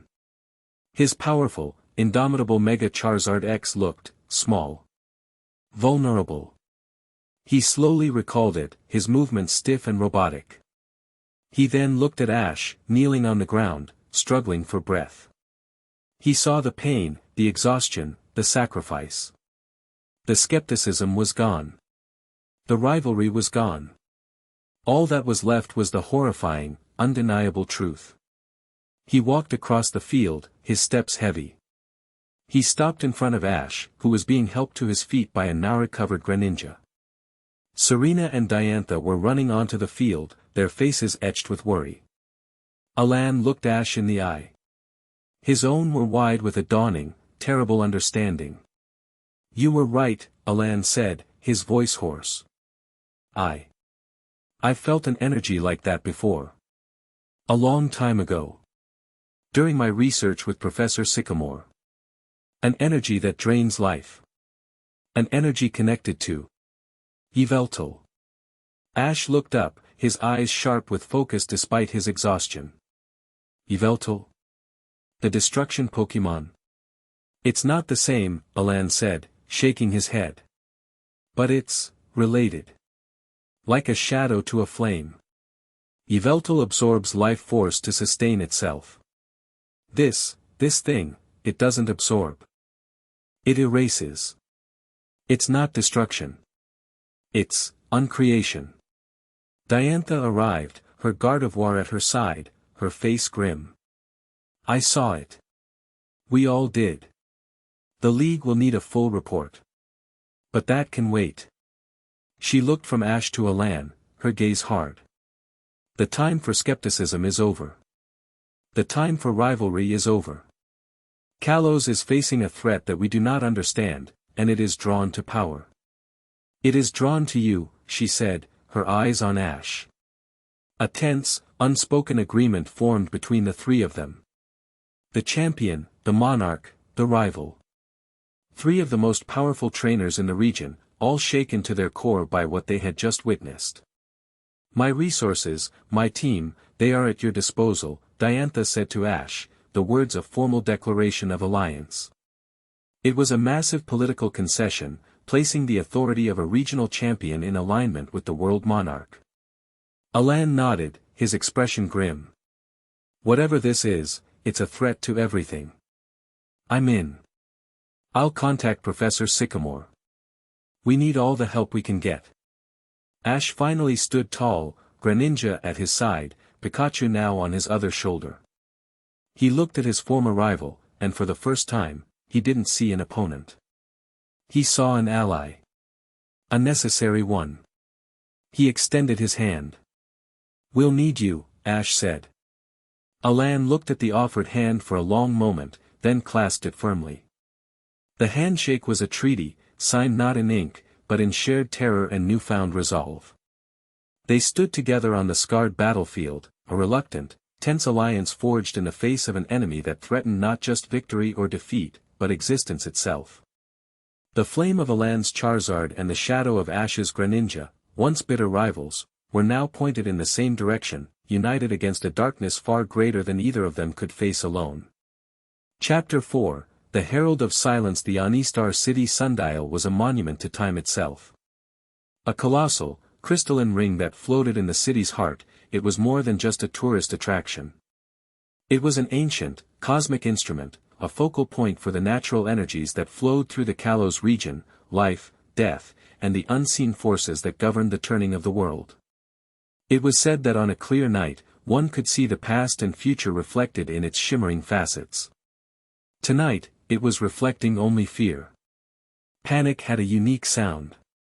It wasn't the roar of a stadium or the crash of a battle, it was 1,000 smaller noises combined into a cacophony of chaos. The shriek of running feet on pavement, the distant wail of sirens, the desperate, unanswered calls of trainers to Pokémon who would not respond. Anistar City was in the grip of that sound. A wave of null energy, larger and more potent than the one in Verdelet, had descended upon the city an hour ago. It wasn't a creeping fog, it was a sudden, suffocating blanket. The city's famous psychics had been the first to fall, clutching their heads and collapsing as their minds were flooded with an overwhelming sense of cosmic emptiness. Then, the city's Pokémon began to succumb. Their vibrant energies dimmed, their spirits guttered like candles in a gale. The city, known for its deep spiritual connection to the world, was being methodically and terrifyingly unplugged from existence. High above the chaos, on the roof of the Anistar Gym, Ash and his newly formed alliance watched the scene unfold. A cold wind whipped at them, carrying the scent of ozone and a deeper, more unsettling odor, the smell of nothingness. Ash stood at the edge of the roof, Pikachu on his shoulder, his Monarch's jacket billowing behind him. His face was a mask of grim focus. He could feel the null field below, a massive, swirling vortex of anti-life centered directly on the sundial. Serena stood beside him, her hands clenched into fists, her expression a mixture of anger and heartbreak. Every silenced Pokémon, every severed bond, was a personal wound. Behind them, Alan leaned against a ventilation unit, his arms crossed, his dark eyes scanning the city. With a practiced, tactical gaze. He was communicating with Professor Sycamore through a small earpiece, his responses short and clipped. Diantha stood near the center of the roof, coordinating with the Kalos League's emergency response teams via her holocaster. Her voice was calm and commanding, a beacon of authority in the encroaching chaos. Clement and Bonnie were huddled over a portable version of Clement's sensor array, its screen glowing and angry, pulsing red. The energy field is consolidating, Clement reported, his voice tight with urgency. It's not just a passive field anymore. It's being actively drawn into the sundial. It's like they're using the crystal as a lens, trying to focus the energy. To what end? Diantha demanded, finishing her call. If they pump enough null energy into a cosmic focal point like the sundial, Alan said, his voice gravelly as he relayed Sycamore's frantic theory, they could create a permanent null zone. A dead spot on the planet where bonds are physically incapable of forming. A wound that would never heal. It would spread, like a cancer, until the whole region is silent. The horror of that concept hung in the cold night air. This wasn't just an attack, it was an act of metaphysical terraforming. "We can't let that happen," Ash said, his voice a low growl. He turned from the edge. "We have to get to the sundial and stop them. We need to break their focus." "Easier said than done," Diantha countered, pointing toward the plaza below. "Look." Circling the sundial were not one, but a dozen of the cloaked silencers, identical to the one they'd fought in Verdelet. They moved in perfect, eerie synchronization, their soulless Pokémon forming a protective perimeter. They were the architects of this nightmare, a silent, disciplined army of nihilism. "This is a coordinated, military-style operation," Diantha observed, her strategist's mind taking over. "A frontal assault would be suicide. Their Pokémon are resistant to energy attacks, and the field itself will drain the will of our own. So we don't give them a pitched battle," Alan said, pushing off the wall.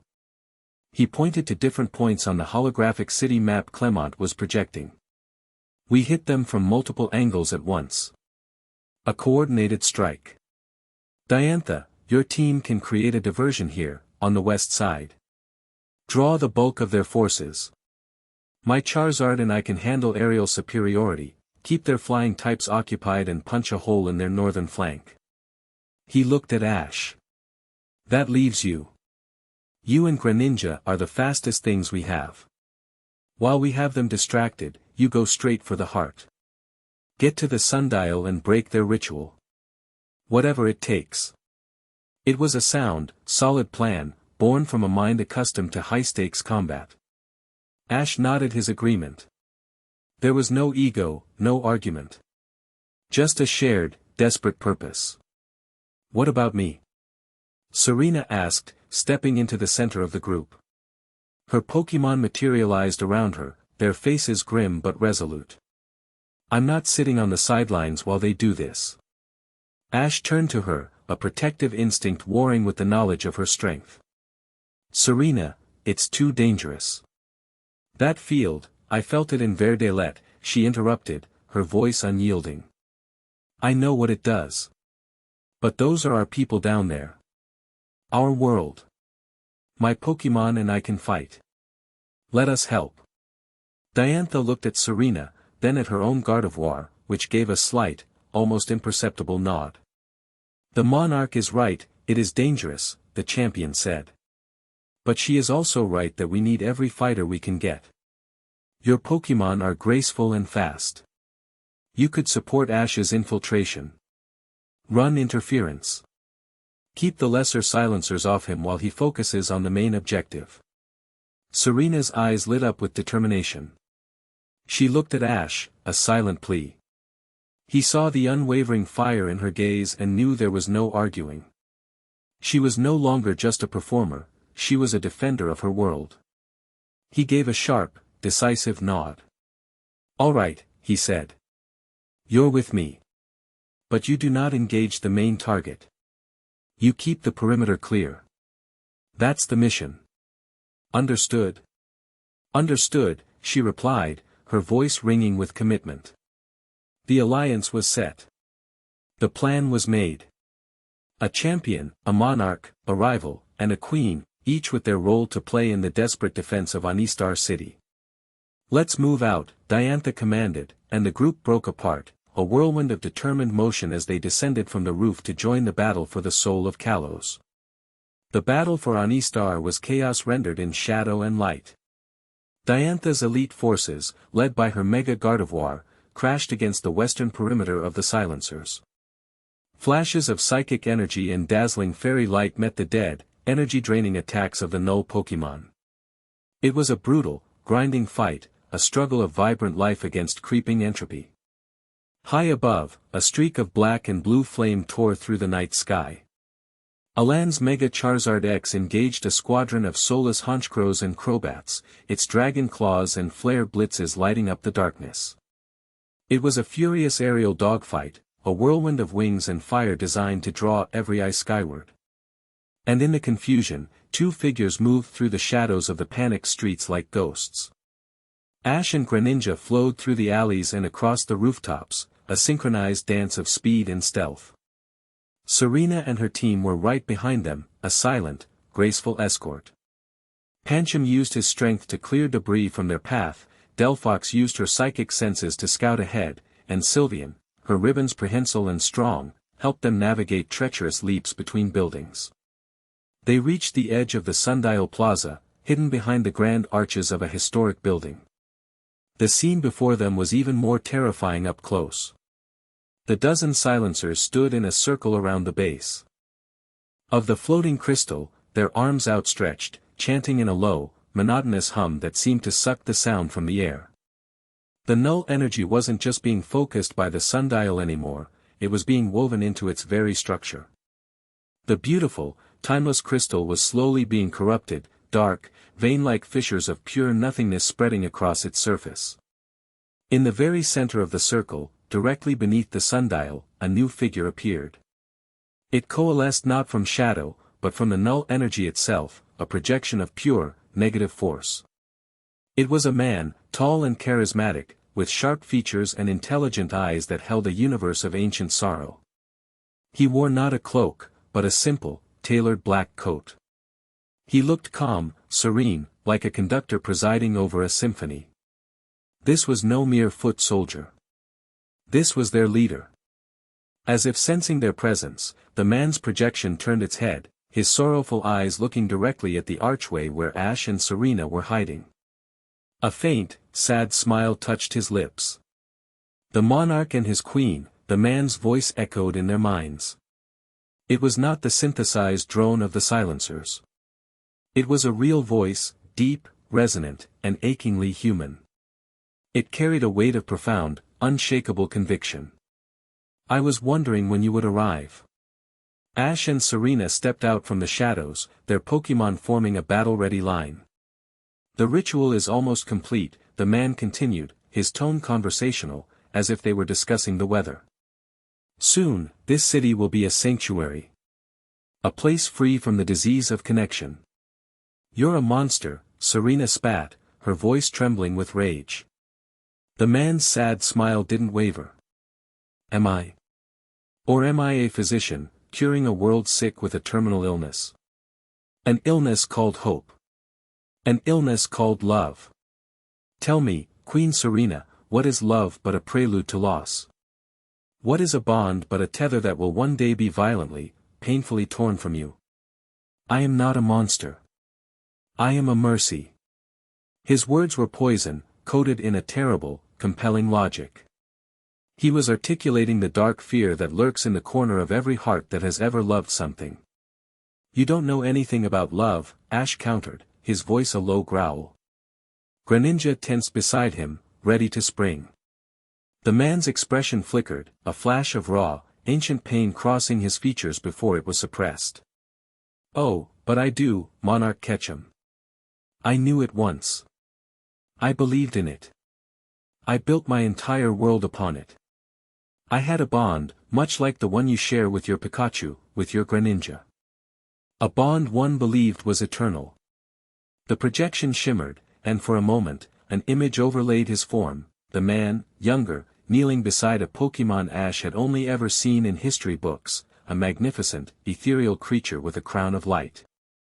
And then, the man continued, his voice dropping to a whisper, it was taken from me. Not in battle.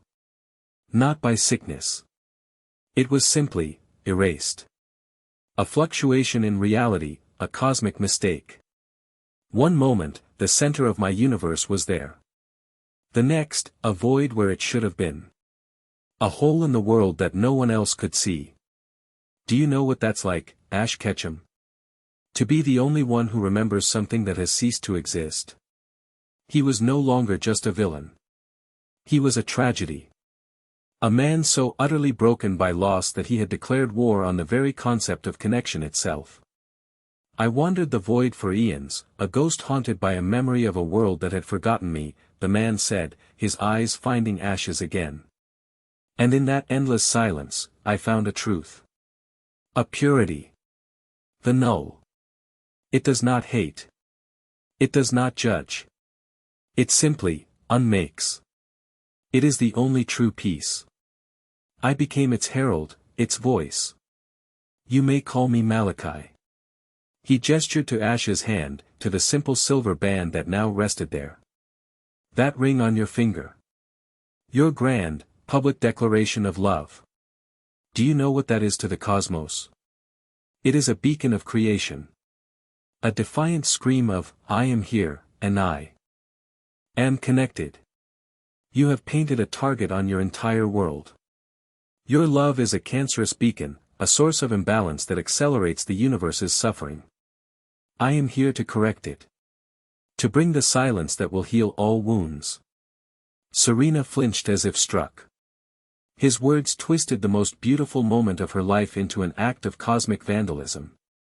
She looked at her own hand, at the delicate engagement ring she now wore, a gift from Ash from the morning after. It suddenly felt heavy, dangerous. Ash saw the doubt flicker in her eyes, and a cold, protective fury rose within him. He would not let this broken man poison her. You're wrong, Ash said, his voice ringing with a conviction that was the polar opposite of Malachi's. Bonds aren't about loss. They're about strength. They're what make us who we are. They're what make life worth living. You're not offering peace. You're offering emptiness. He pointed at Malachi. And we will never let you have it. Malachi's sad smile returned. Such passion. Such beautiful, tragic conviction. You will learn. But not tonight. Tonight, you will simply fail. With a wave of his hand, the dozen silencers broke their chant and turned, their empty eyes fixing on Ash and Serena. Their Pokémon, a nightmarish menagerie of weevils, honchcrows, and grim, hulking bisharps, moved to intercept them. Serena, the plan. Ash yelled, not taking his eyes off Malachi's projection. Keep them busy. I'm ending this. Right, she confirmed, her own resolve hardening in the face of the enemy. The doubt was still there, a cold seed planted by Malachi's words, but she pushed it down. Right now, there was only the mission. Delphox, Pancham, Sylvian, let's go, she commanded. Her team sprang into action. Delphox unleashed a controlled blast of mystical fire, not as a direct attack, but as a wall of flame to separate them from half of the silencers. Pancham charged forward, his small body a dynamo of physical power, slamming into a Bisharp with a stone edge attack. Sylvian's ribbons became a whirlwind, lashing out to entangle and distract, her fairy wind a shimmering barrier of defiance. Serena's team didn't fight like Ash's. They didn't overwhelm with raw power. They controlled the battlefield. They were a dancer's troupe, their movements a choreographed routine of feints, parries, and strategic positioning. They were buying him time. And Ash used it.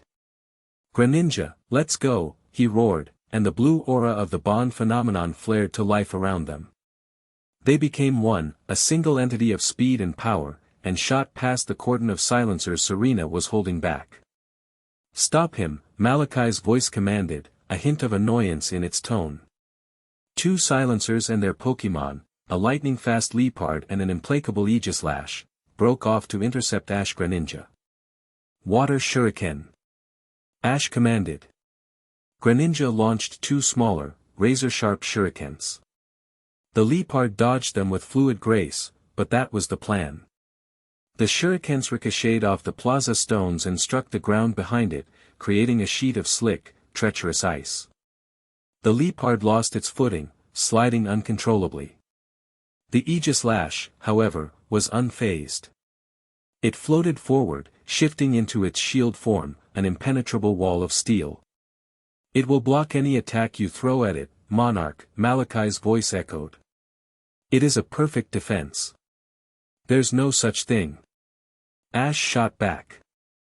Greninja, aerial ace.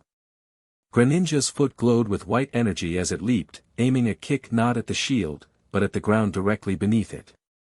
The impact wasn't meant to cause damage. It was a lever. The stone tiles cracked, and the Aegislash was thrown off balance for a fraction of a second. It was enough. Now. Cut.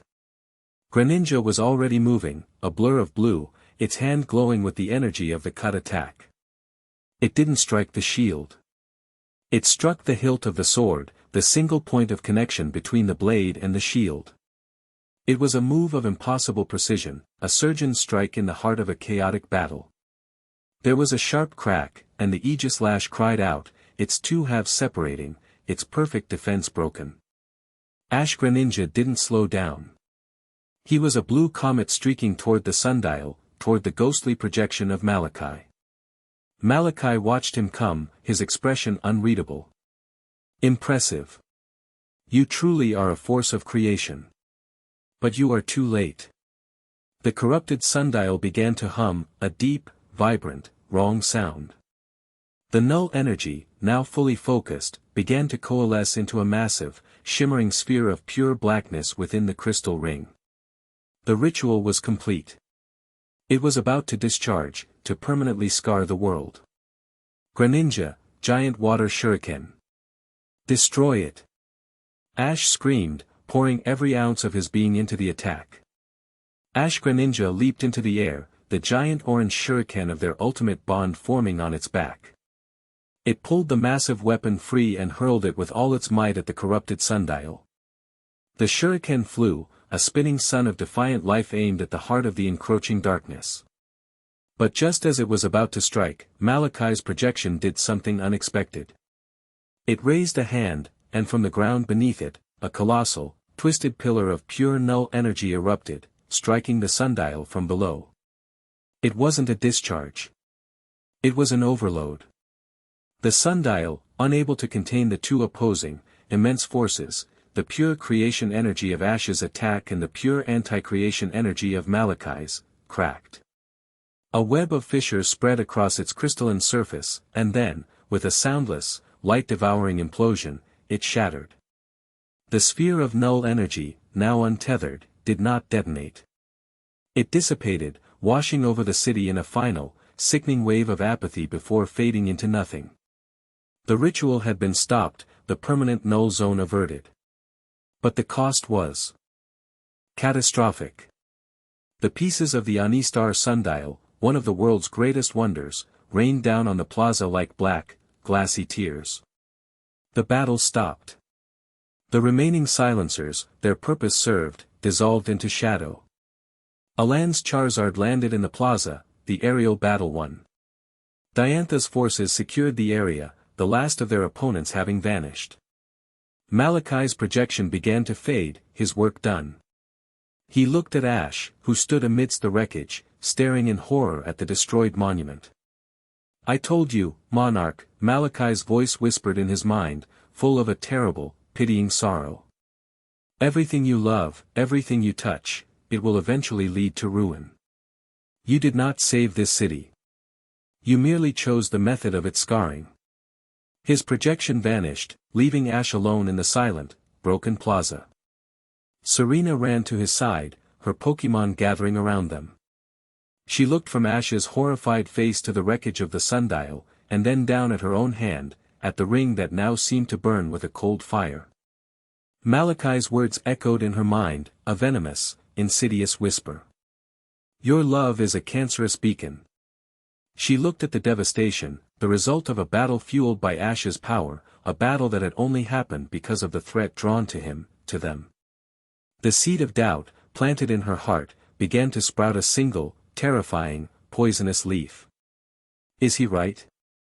Chapter 5, The Heart of the Order. The silence that followed the destruction of the Anistar sundial was heavier than any null field. It was a silence filled with shock, failure, and the weight of a sacred thing broken. In the days that followed, Kalos mourned. The official story was a tragic, unexplained seismic event that had destabilized the ancient crystal. But for the small circle who knew the truth, the silence was one of grim contemplation. They had established a new base of operations in the sprawling, underground labs beneath Professor Sycamore's research facility in Lumio City. It was a sterile, impersonal environment of white walls and humming servers, a stark contrast to the vibrant chaos of Clement's gym. The mood was somber, the victory at Anistar having tasted entirely of defeat. They had stopped Malachi's primary objective, but at the cost of a priceless piece of the world's heritage. The Herald's parting words had been a strategic strike, inflicting a wound far deeper than any physical attack. Ash sat alone in a darkened observation chamber, staring through a reinforced window at a captured silencer's cloak, suspended in a stasis field. They had recovered it from the plaza, the only piece of physical evidence their enemies had left behind. It did not reflect light. It seemed to actively devour it, a patch of pure black that hurt the eyes. He hadn't spoken much since the battle. He replayed the final moments in his mind, over and over. Malachi's words, his own desperate attack, the shattering of the crystal. You merely chose the method of its scarring. The accusation lodged deep in his soul. He had saved the city from a fate worse than death, he knew that. But the victory felt hollow, tainted. Serena watched him from the doorway, her heart aching. A chasm, small but terrifying, had opened between them. It wasn't one of anger or mistrust, but of shared trauma. Malachi's words had become a ghost in the room, whispering that their bond, the most beautiful thing in her life, was a cosmic liability. She would catch herself looking at her engagement ring and feel a pang of fear, a flicker of the dreadful doubt he had planted. She wanted to go to Ash, to hold him, to tell him it wasn't his fault. But what if it was? What if their love, their bright, shining love, really was the beacon calling this darkness down upon them? The rest of the alliance was fractured by the same weight. Diantha was buried in the political fallout, dealing with a panicked regional government and deflecting questions she couldn't answer.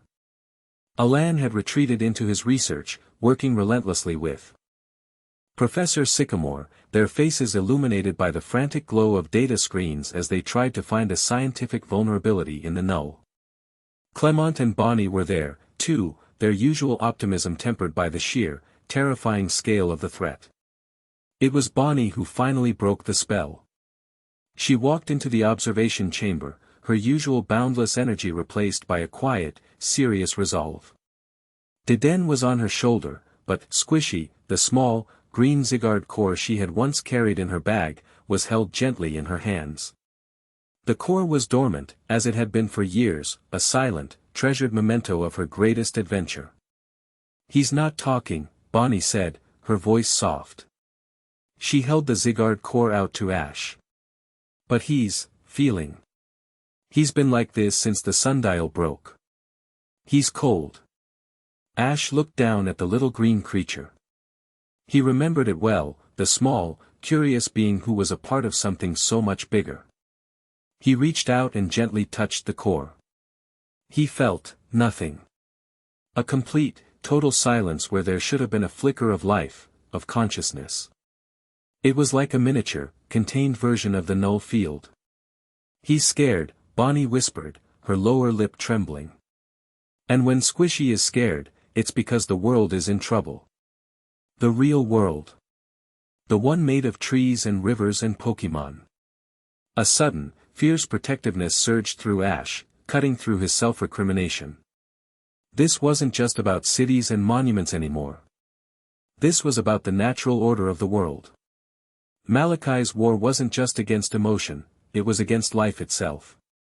Zygarde, Ash said, the name a revelation. The order Pokemon. It protects the ecosystem of Kalos. If anyone knows about an ancient, anti-life force, it would be the Pokemon that literally maintains the world's life force, Clement said, having entered the room behind Bonnie. His glasses were smudged, his hair more chaotic than usual, but his mind was as sharp as ever. But Zygarde is scattered, Alan's voice cut in from the doorway. He looked exhausted, but his eyes were burning with a new intensity. Its cells and cores are spread throughout the region. Finding enough of them to form a consciousness capable of communicating is impossible. We don't have that kind of time. Maybe we don't need to find them, Ash said, his gaze fixed on the dormant core in Bonnie's hands. A desperate, impossible idea began to form in his mind. He looked at Bonnie. You have the deepest connection to it. I have my aura. The null is drawn to powerful bonds. Maybe, we can use that. We can call to it. Use our own connection as a beacon to summon the guardian. It was the same principle that had led them into the trap at the Anistar sundial. A beacon of connection to attract a powerful entity. The irony was bitter, but the logic was sound. You want to deliberately broadcast your energy signature? Alan asked, horrified. After what happened at the sundial? You'll be painting a target on your back for every silencer in the region. The silencers are already hunting us, Ash shot back, his voice regaining its fire. This thing, the null, it's a primordial force. Zygarde is its opposite. The keeper of the order. If we're going to fight a god, we're going to need a god on our side. It's a risk, but it's the only move we have left. For the first time in days, the Monarch was back. The indecision was gone, replaced by a clarity of purpose that silenced all argument. He was choosing to turn their greatest vulnerability into their greatest weapon. Serena watched him, and in that moment, the chasm between them seemed to shrink. She saw the man she had fallen in love with, the one who, when faced with an impossible choice, always chose the path of greatest resistance, the path of hope. The fear in her heart didn't vanish, but it was joined by a fierce, surging pride. Diantha, arriving with Professor Sycamore, heard the final part of the plan. She looked at the determined faces of Ash and Bonnie, and then at the dormant core. Her own political solutions had failed. It was time for a different kind of power.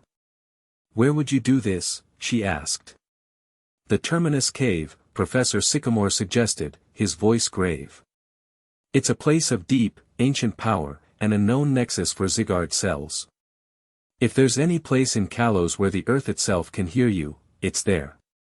Then it's settled, Ash declared, his voice ringing with renewed authority.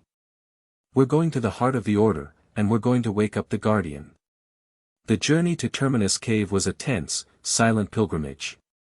They traveled in an armored, unmarked Kalos League transport, a small, elite team for a mission that could either save the world or doom it. Ash, Serena, Bonnie, and Alan formed the core group.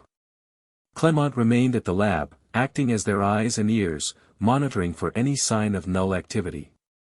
Diantha had to remain in Lumios, a visible anchor of leadership, but her best reconnaissance team scouted the route ahead, ensuring it was clear. The landscape of Kalos seemed to hold its breath as they traveled. The vibrant greens seemed a little duller, the sky a paler shade of blue.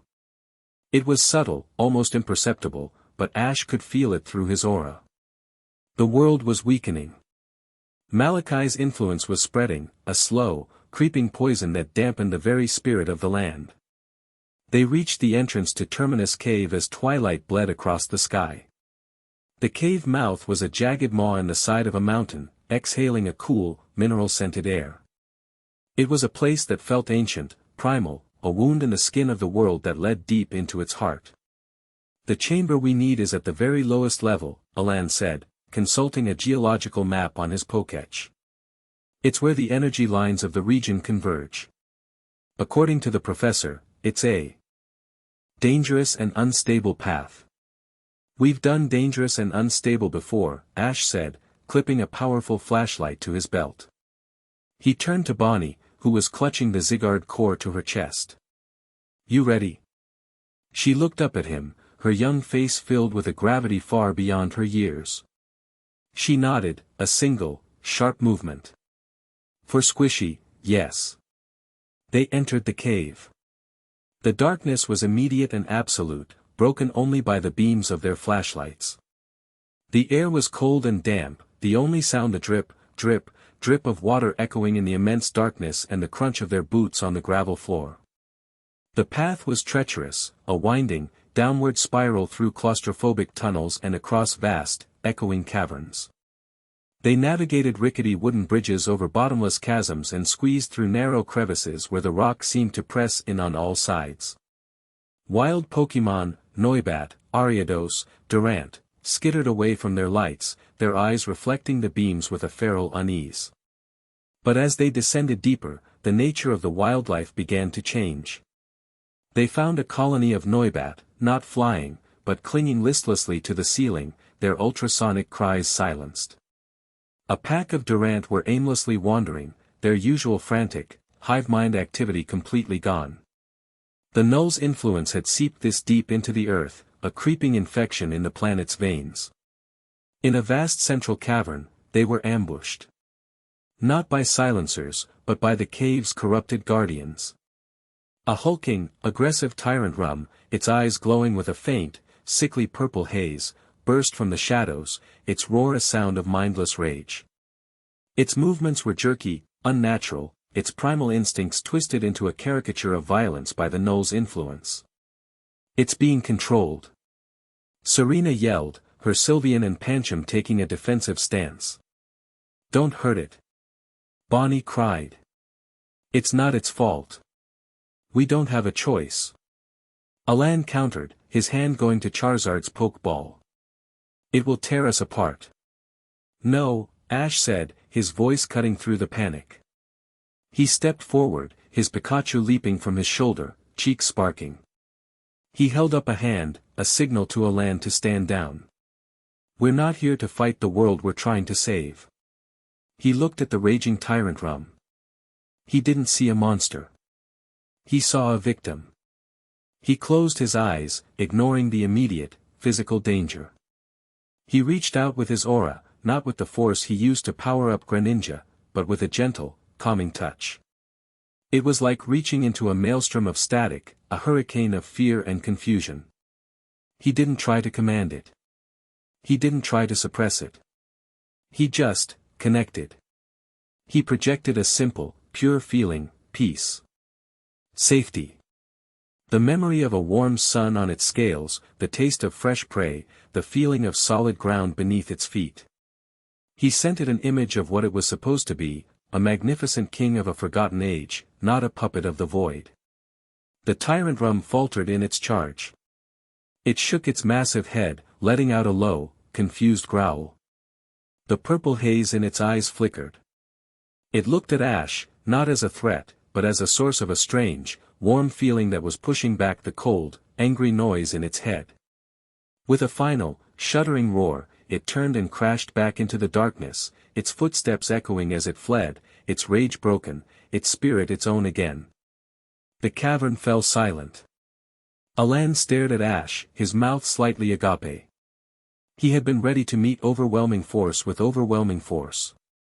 Ash had just disarmed a rampaging fossil Pokémon with a memory and a feeling. It was a display of power more subtle, and in many ways more profound, than anything he had ever seen in a battle.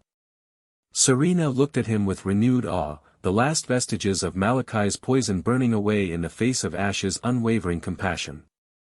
This was who he was. His bond was not a weapon of destruction, it was a tool of healing.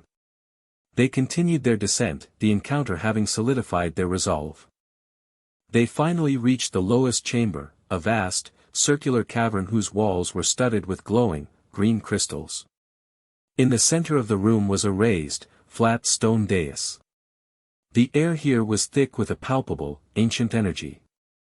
This was the heart of Kalos. This is the place, Ash said. He turned to Bonnie. It's time. Bonnie walked to the center of the dais and gently placed the dormant Zygarde core upon it. She knelt beside it, placing her small hands on either side. Ash stood opposite her, placing his own hands on the stone. Serena and Alan stood back, forming a protective circle, their Pokémon ready. Okay, Bonnie, Ash said, his voice soft but clear. I need you to think about Squishy. Think about your journey together. Think about singing to him. Think about how much you love him. Pour all of that into the stone. Don't hold anything back. Bonnie closed her eyes, tears beginning to stream down her face.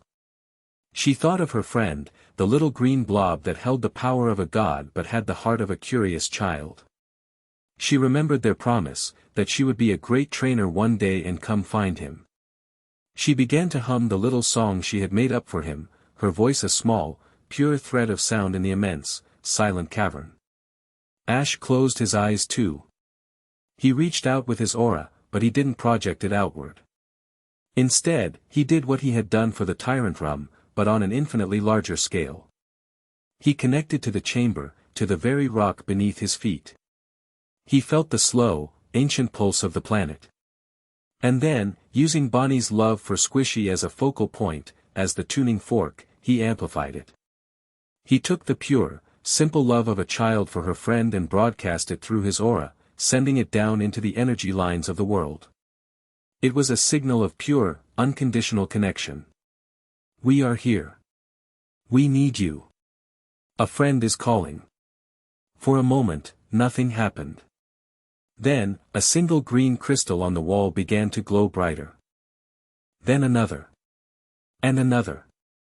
All across Kalos, in deep forests, high on mountaintops, buried beneath the earth, a million tiny, hexagonal green cells began to stir. They felt the call, the pure, amplified signal of love and desperation, and they began to move. They flowed like rivers of green light through the planet's veins, all converging on a single point, Terminus Cave. The dais began to hum. The Zygarde core in the center started to glow, a soft, pulsing green light. The light intensified, and a beam of pure energy shot up from the core to the ceiling of the cavern. From the walls, the floor, the ceiling, green, gelatinous cells began to pour into the room, flowing toward the dais, drawn by the beacon. They swirled around the central beam of light, a vortex of green life. The cells began to coalesce, to merge, forming a shape. First a serpent-like creature of 10%, then a canine-like beast of 50%, its form growing larger and larger, more complex, absorbing more and more of the swirling cells. Finally, the vortex subsided. The beam of light faded. And standing on the dais, where a small core had been, now loomed a colossal being. Its body was a titan of black and green, with wing-like appendages on its back and a serpentine tail.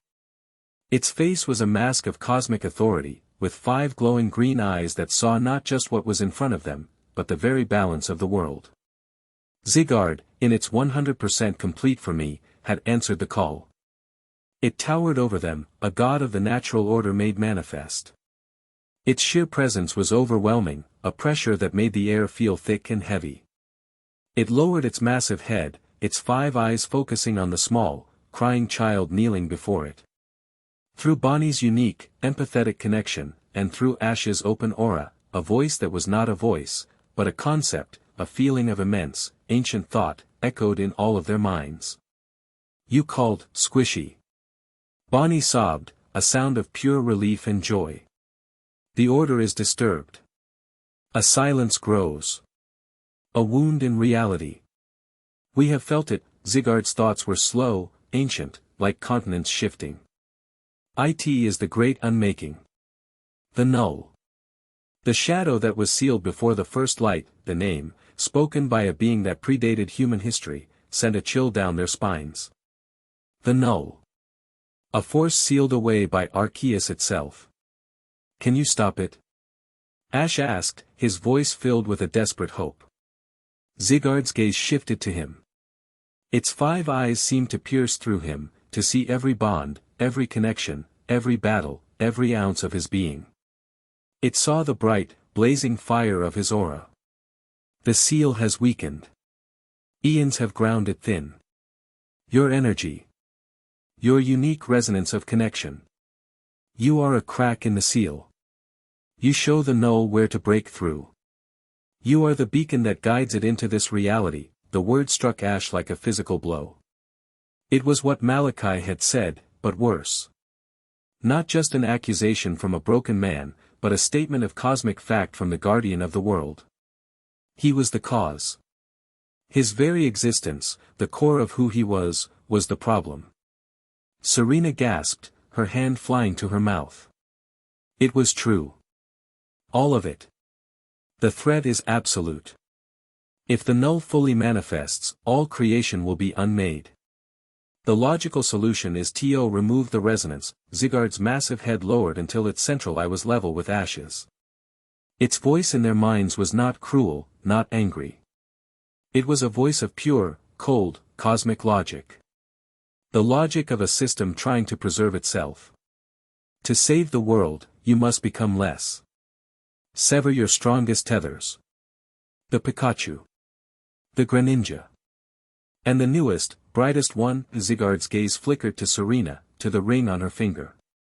You must extinguish your light. End the bond with the human female. Voluntarily cease to be the beacon. It is the only way to prevent the great unmaking. It is the only logical path. The ultimatum was laid bare. A choice between his world and his soul. To save everything, he had to sacrifice everything that made him who he was. He had to break Pikachu's heart. He had to abandon Greninja. He had to look Serena in the eyes and end the promise they had just made. He had to destroy himself to save the world. The cavern was silent, the weight of the gods' pronouncement pressing down on them. Alan looked at the ground, unable to meet Ash's eyes. This was a choice no one should have to make. Ash looked at Pikachu, who was staring up at him, his dark eyes filled with a terrifying understanding and an unwavering trust. He looked at Serena, her face pale, tears streaming down her cheeks, not for herself, but for the impossible choice he was being forced to make. He saw the love in her eyes, a love that was now being framed as a cosmic apocalypse. He remembered the tyrant rum. He remembered what he had done. He hadn't fought it. He hadn't destroyed it. He had reminded it of what it was. His entire life, his entire philosophy, had been about the strength of bonds, the power of connection. To sacrifice that now would be a betrayal of everything he stood for. It would be to admit that Malachi, in his broken, nihilistic despair, was right. Ash straightened up, his shoulders back. He looked the colossal god of order directly in its 5 glowing eyes, his own burning with a fire that would not be extinguished. His voice, when he spoke, did not tremble. It rang with the force of an unbreakable conviction. No, the single word echoed in the vast cavern, a sound of shocking, audacious defiance. Your refusal is not logical. It invites annihilation, maybe, Ash said, his voice growing stronger. But a world without the bonds that give it meaning isn't a world I want to save. You're wrong. The answer isn't to have less. It's to have more. We won't win by severing our connections. We'll win by making them stronger. We'll use our light not to hide, but to fight. I will not sacrifice my friends. I will not break my promise. He glanced at Serena, a look of fierce, protective love in his eyes. And I will protect this world with my bonds, not by giving them up. He stood before the colossal Zygarde, a lone human making a stand against divine, irrefutable logic. He had chosen his path. The path of greatest resistance. The path of the heart. Zygarde was silent for a long moment, its 5 eyes staring into Ash's soul. It was a being of pure order, of logic. It did not understand defiance. But it understood conviction. It saw the strength of the boy's spirit, a force as fundamental and as powerful as any law of nature. Your path is one of great peril, Zygarde's thought voice resonated, a tone of grim finality in its words. By choosing to remain the beacon, you will draw the full wrath of the null. You doom this world to a battle it cannot win. With that dire pronouncement, Zygarde's form began to dissolve. The colossal titan broke apart into a swirling vortex of 1,000,000 green cells, which flowed back into the walls and floor of the cavern, leaving only the small, green core on the dais, now glowing with a faint, steady light. Bonnie rushed forward and scooped it up, holding it tight. They were alone again in the heart of the mountain. Ash stood tall, his choice made, the weight of it settling on his shoulders. He had defied a god and embraced his role as the beacon. He had chosen to believe that love was not a liability, but the ultimate weapon. He looked at Serena, and she ran to him, throwing her arms around him, holding him with a desperate strength. The fear, the doubt, it was all gone, burned away by his incredible, impossible courage. He had chosen her, chosen them, over the logical salvation of the world. I love you, she whispered into his chest, her voice thick with tears. Don't you ever think for a second that this is your fault. It's your strength. He held her tight, his hand on the back of her head, his engagement ring cold against her hair. He looked out into the vast, silent darkness of the cave, his expression one of hard, unshakable resolve. He had made his choice. He had painted a target on the entire planet. And now, he, and everyone he loved, would have to face the consequences. Chapter 6, The Light of Lumios. The declaration of war came not as a whisper, but as a scream that tore across all of Kalos. Malachi, the herald of silence, had been listening. Ash's defiance in the heart of the world had been an open challenge, a gauntlet thrown in the face of oblivion. The Null's response was immediate and absolute. It started at dawn. Every holocaster, every television screen, every public billboard in the Kalos region flickered and died, replaced by a single, static image, the crumbling ruins of the Anistar sundial. Then, Malachi's voice, no longer a projection but broadcast on every channel, spoke to the terrified populace. His tone was not of a conqueror, but of a sorrowful prophet delivering a grim but necessary sermon. People of Kalos, he began, his calm, resonant voice a terrifying counterpoint to the image of destruction. For too long, you have been afflicted by the disease of false hope. You have been chained by the painful tethers of affection. You have been led astray by a false monarch, a boy whose very existence is a beacon for cosmic suffering. The broadcast showed a live feed of Ash, captured by a hidden drone days ago, walking through Lumio City with Serena. It was a candid, happy moment, twisted into something sinister. His power, his bonds, they are an imbalance. A cancer. He has defied the natural order, and in doing so, has invited the only possible cure, the great unmaking. The peace of the Null. But I am a merciful herald. I will not let your world wither and die a slow death. I will grant it a swift, clean end. A single, silent moment. The image changed again, showing a dizzying view from high above Lumio City, centered on the needle-like spire of Prism Tower. The tower, a monument to your frantic, noisy ambition, will become your salvation. At its peak, I will create a master conduit. It will not create a temporary zone of silence. It will turn this entire city, the heart of your region, into a permanent font of null energy. A dead star that will radiate peace and silence across your world. Lumio City will be the epicenter of your healing. You have until sundown. Surrender your bonds.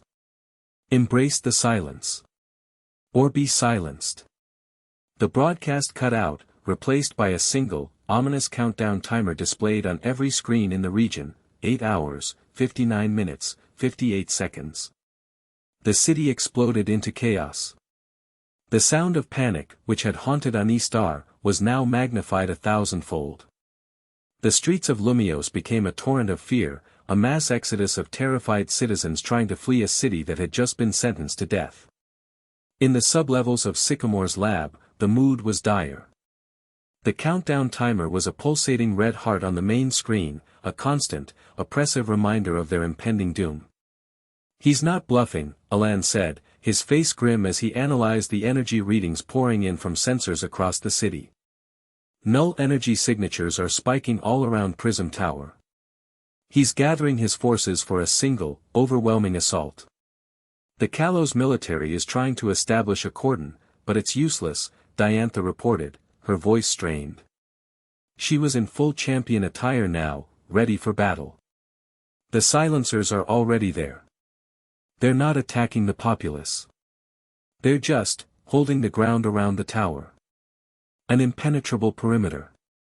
Ash stood before the screen, watching the timer tick down. He felt no fear. The defiance that had burned in the heart of Terminus Cave had now cooled into a core of pure, unshakable resolve. He had made his choice. This was the consequence. He would meet it head-on. He wants to make the city a dead star, Ash said, his voice cutting through the panicked chatter. He's going to use the tower's broadcast antenna as the focal point for his conduit. He looked at Clement. You designed the security systems for this tower. You know it better than anyone. Clement pushed his glasses up, his face pale but his mind already working. The antenna is powered by the city's main geothermal generator, but it has an independent control system on the top floor. If Malachi gains control of that system, he can reverse the energy flow, turning the antenna from a transmitter into a massive energy siphon. He could draw power from the entire Kalos grid and convert it into null energy. Then that's our objective, Ash declared, his voice ringing with the authority of the Monarch. He turned to the others, his eyes sweeping across the room. This isn't a battle of attrition. It's a race. We have to break their line, get inside the tower, and stop Malachi from activating that conduit before the timer hits 0.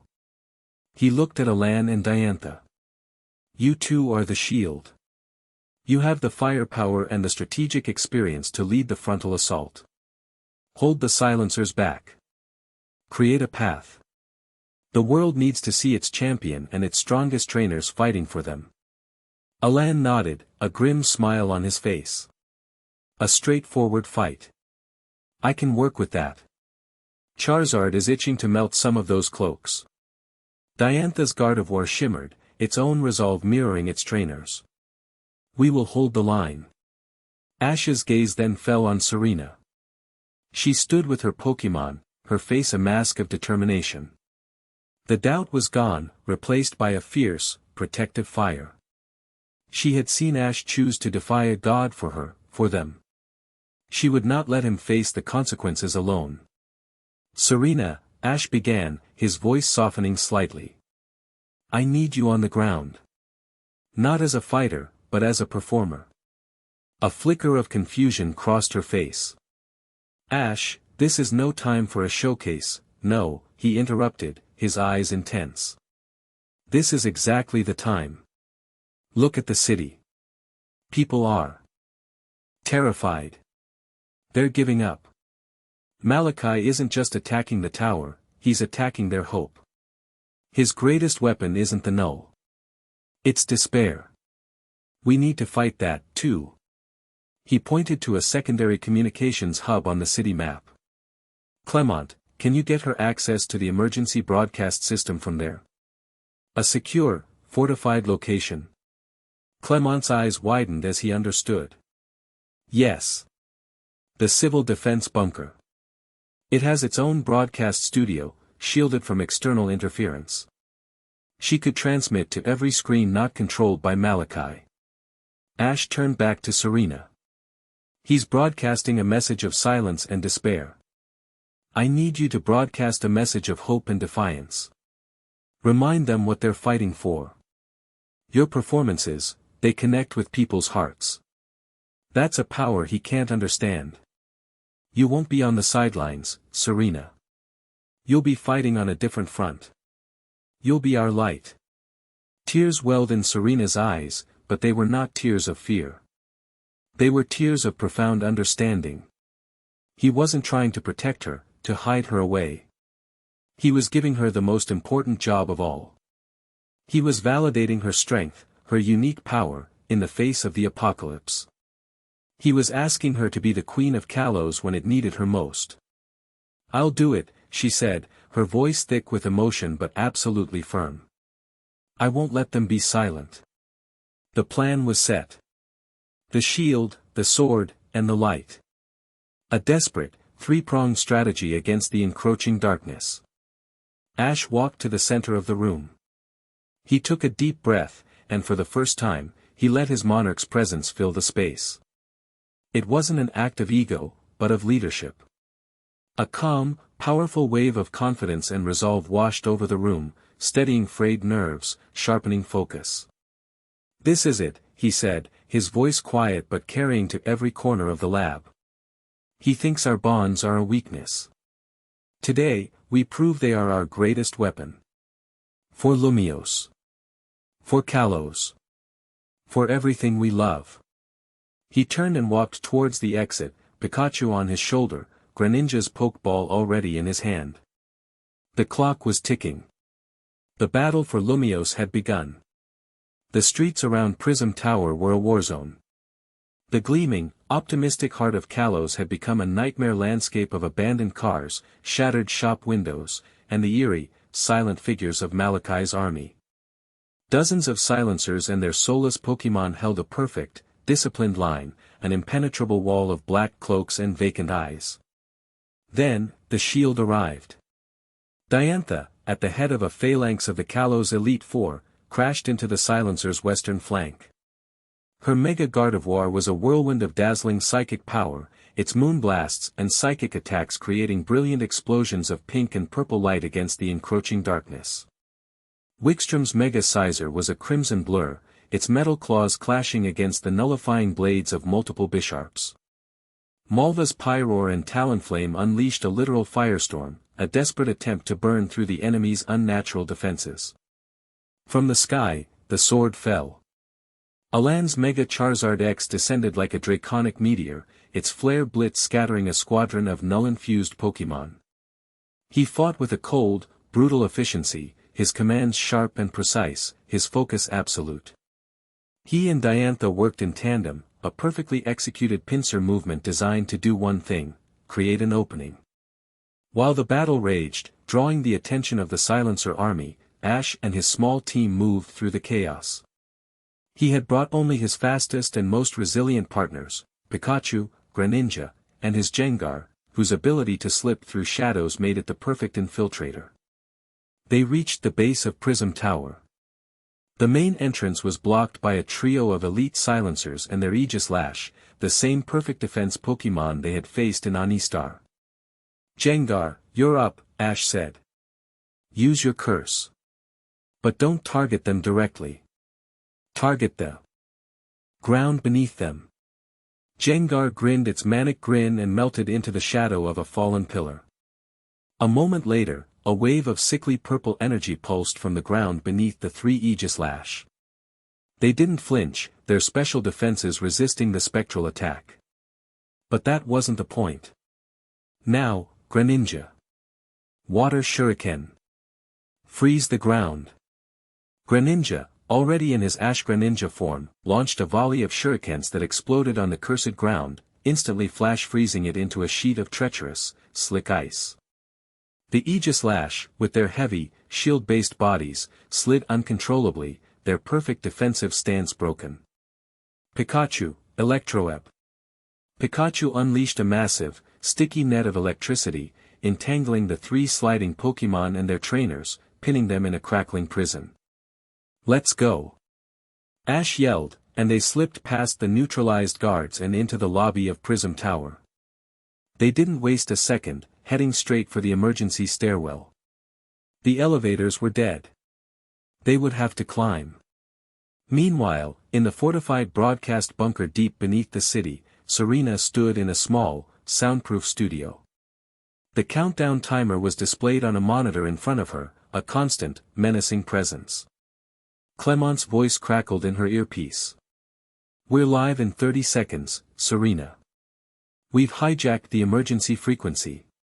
Anyone with a screen in Lumiose who isn't looking at Malachi's timer will see you."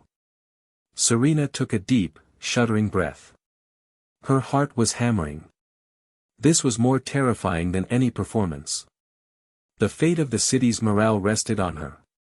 She looked at her Pokémon, Delphox, Pancham, Sylveon, who stood with her in the small studio. They looked up at her, their eyes full of trust. They were her strength. "Ready, Serena?" Clement's voice asked. She looked at the engagement ring on her finger. She thought of Ash, climbing a dark tower, fighting for their future. She thought of his words, "You'll be our light."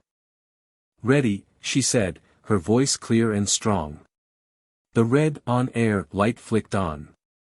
A new image appeared on thousands of screens across the city, on phones in the hands of fleeing families, on televisions in barricaded homes, on public displays in the now empty metro stations. It was Serena, standing on a simple, softly lit stage, her expression one of serene, unshakable resolve. Soft, gentle music began to play. Delphox conjured a warm, calming flame on the end of her branch. Sylveon's ribbons began to drift and flow in a mesmerizing, graceful pattern. Pancham, his usual cool demeanor softened, simply stood by Serena's side, a small, solid pillar of support. Serena didn't speak at first. She just began to perform. It wasn't a flashy, energetic routine. It was slow, beautiful, and heartbreakingly poignant. Her movements were a story of love, of friendship, of shared journeys. It was the story of Kalos. The story of them. Then, she began to sing. Her voice, clear and pure, carried over the gentle music. It was a song she had written herself, a song about not being afraid of the dark when you have a light to hold on to. In a packed storm shelter, a little girl who was crying in her mother's arms looked up at the phone screen, her sobs quieting. On the outskirts of the city, a man who had been frantically trying to jam his belongings into his car paused, listening to the voice on his radio. All across Lumios, the frantic energy of panic began to subside, replaced by a stunned, captivated silence. Serena's performance was a counter-frequency to the null. Malachi's broadcast was a wave of despair, a cold, intellectual argument for surrender. Serena's was a wave of pure, raw emotion. It was a defiant cry of the heart against the cold logic of the void. It reminded people not just of what they were losing, but of what was worth fighting for. The spirit of the city, which had been guttering, began to glow anew. The climb up Prism Tower was a grueling ascent through darkness and battle. Each floor presented a new challenge, a new squad of silencers and their null-infused Pokémon. Ash fought with a fierce, desperate efficiency. He didn't have time for prolonged battles. He used his team's unique abilities to bypass, disable, and outmaneuver their opponents. Gengar would phase through walls to create diversions.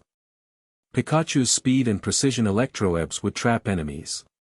And Ash Greninja was the spearhead, a blur of blue and water that broke through every defense, every roadblock.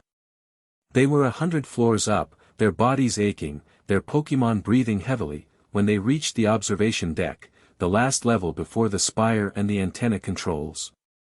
The deck was a wide, circular room with panoramic windows showing the city below. And in the center, waiting for them, was Malachi. This was no projection. He was there in the flesh, a solid, physical presence. He looked exactly as he had in the projection, his sorrowful eyes fixing on Ash as he stepped onto the deck. The air around him was intensely cold, the null energy pouring off him in visible, distorting waves. "I knew you would make it, Monarch," Malachi said, his voice laced with a tragic inevitability.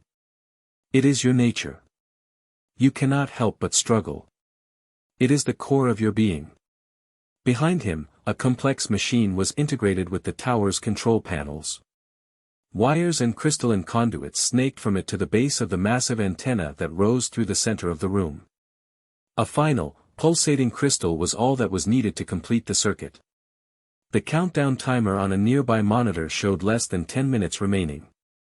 "This ends now, Malachi," Ash growled, his body tensing for the final fight. "Yes," Malachi agreed, a profound sadness in his voice. "It does." He held up a hand, and the null energy around him coalesced, not into a weapon, but into a Pokémon. It was a creature of nightmare. It had the vague, draconic shape of a Hydreigon, but its 3 heads were featureless, its skin a shifting mass of pure black shadow, its eyes voids of anti-light. It was a living incarnation of the null, a creature not of this world. "You believe your bonds are your strength," Malachi said, as the null Hydreigon let out a silent roar that warped the air around it. "Allow me to show you what happens when a bond is perfected not by love, but by loss. This is the echo of the partner I lost, given form by the great unmaking.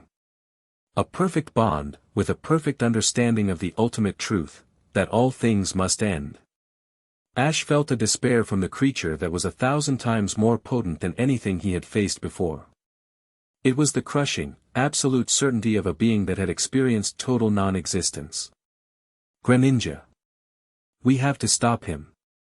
Ash yelled, but as he and Greninja flared their bond, the null Hydreigon attacked. It didn't fire a beam or a projectile. It unleashed a wave of pure conceptual energy. A wave of severance. The blue aura around Ash Greninja sputtered violently. The connection between them, the unbreakable bond, was being actively targeted, frayed, torn at by the raw power of anti-creation. Ash cried out, clutching his chest as a searing pain, far worse than anything Sigurd had warned of, tore through him. It was the feeling of his very soul being ripped apart. "You see," Malachi whispered, as Ash fell to one knee. "Your greatest weapon is your greatest vulnerability.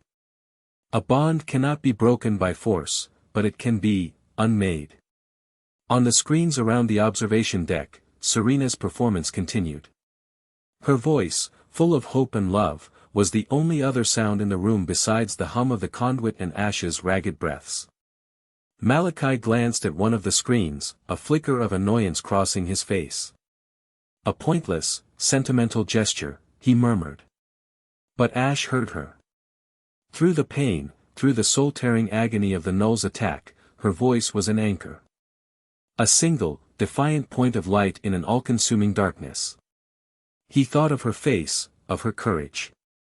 He thought of Pikachu, of all his friends, of the promise he had made in the heart of the mountain.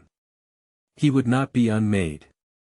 He gritted his teeth, forcing himself back to his feet, his body screaming in protest. He looked at the Null Hydreigon, at Malachi, and then at the machine. He couldn't win a direct fight. The Null Hydreigon was a conceptual counter to his greatest strength. He couldn't destroy it. But maybe, he didn't have to. A desperate, insane plan formed in his mind. He couldn't destroy the Null. But he could contain it. He could become the conduit. "Pikachu. Jengar," he gasped, his voice hoarse. "Buy me time. Just 30 seconds. Pikachu, seeing the look in his partner's eyes, a look of ultimate sacrifice he had seen only a few times before, gave a fierce cry and leaped forward, unleashing a thunderbolt not at the Hydreigon, but at the floor, creating a blinding flash of light and a shower of sparks to distract it. Jengar sank into the floor, its ghostly form reappearing behind Malachi to lash out with a shadow punch, a desperate gambit to break his concentration. It was just enough. While his enemy was distracted, Ash ran. Not away from the machine, but directly toward it. "Ash, no!"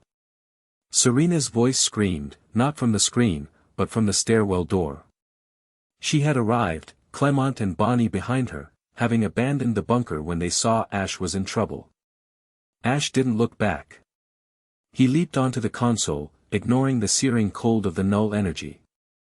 He placed his hands directly on the final, pulsating crystal that was meant to complete the circuit. "What are you doing?"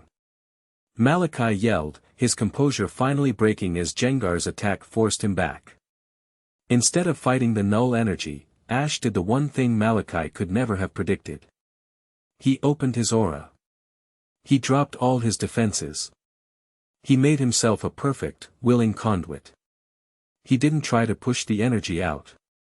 He pulled it in. The raw, terrifying power of the Null, the energy being siphoned from the city, the power being focused by the machine, all of it flooded into him. The pain was absolute, a universe of cold and silence and nothingness pouring into his soul. His vision went black.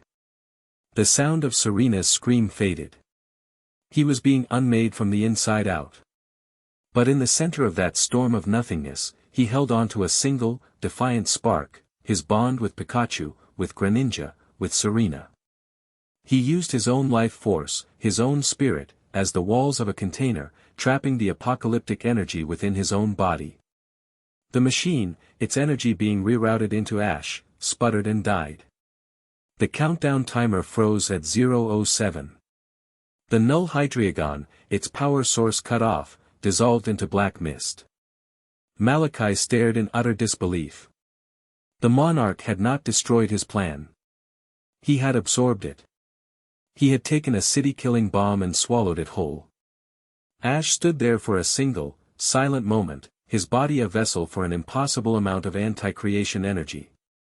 A black, vein-like pattern spread across his skin, his eyes glowing with a terrifying, empty light. Then, he collapsed. He fell from the console like a puppet with its strings cut, landing in a heap on the floor, motionless. The lights of Lumio City, which had been dimming, flickered and then returned to their full, brilliant glory. On the screens, Serena's broadcast had ended, replaced by news feeds showing the silencers dissolving into shadows all across the city, their leader defeated, their purpose gone. The battle was won. Serena screamed his name, a raw, ragged sound of pure agony, and ran to his side. She fell to her knees, gathering his limp form into her arms. His skin was ice cold. There was no breath, no heartbeat. She held him, rocking back and forth, the victory cheers from the city below a distant, meaningless mockery. At the top of Prism Tower, under the saved, shining lights of Lumios, the queen held the body of her monarch, her world, which had been saved, now utterly, completely shattered. Chapter 7, Between Oblivion and Annihilation. The victory was a funeral. Lumio City was saved, its lights blazing in defiance of the dawn, but the silence at the top of Prism Tower was heavier and more profound than any Malachi could have engineered. It was the silence of a heart that had stopped beating. Serena knelt on the cold floor of the observation deck, cradling Ash's lifeless body. His skin was unnervingly cold, the dark, vein-like patterns of null energy a terrifying tracery across his arms and face. His eyes were closed, his expression peaceful, but it was the peace of absolute stillness.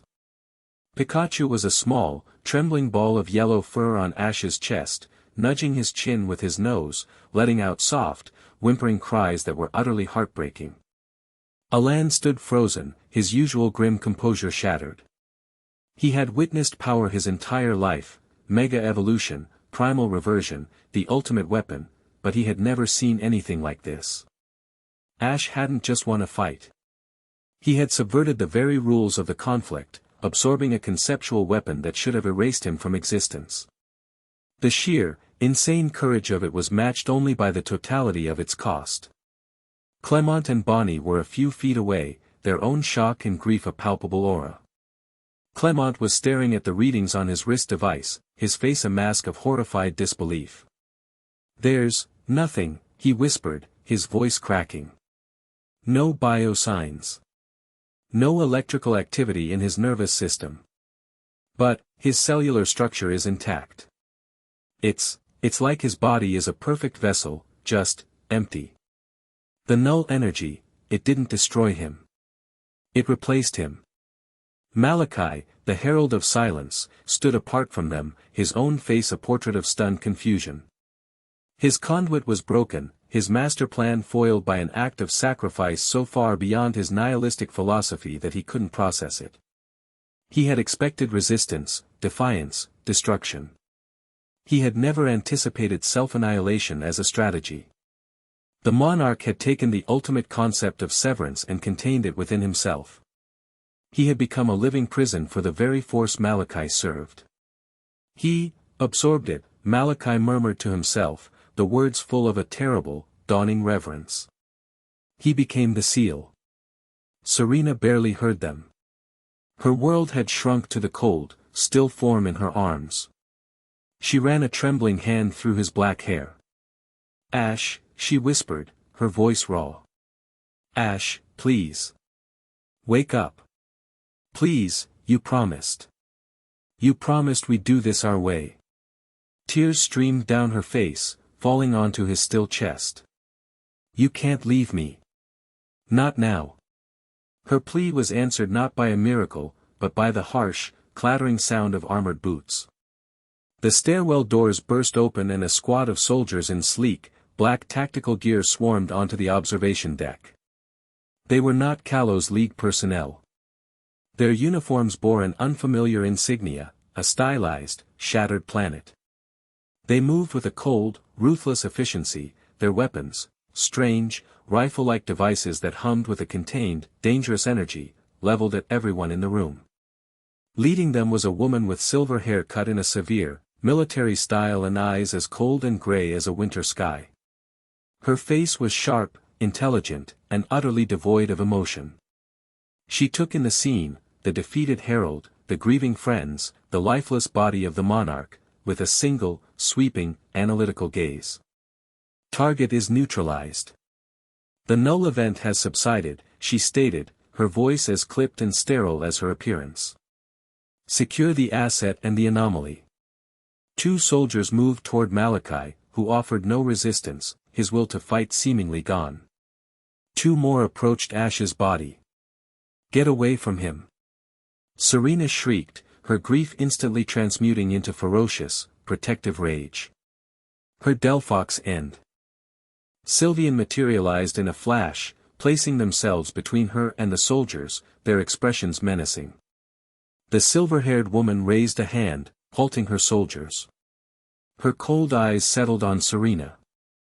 I am Commander Argenta of the Anti-Deity Task Force, designated Aegis. We have been monitoring this crisis since the Anistar incident.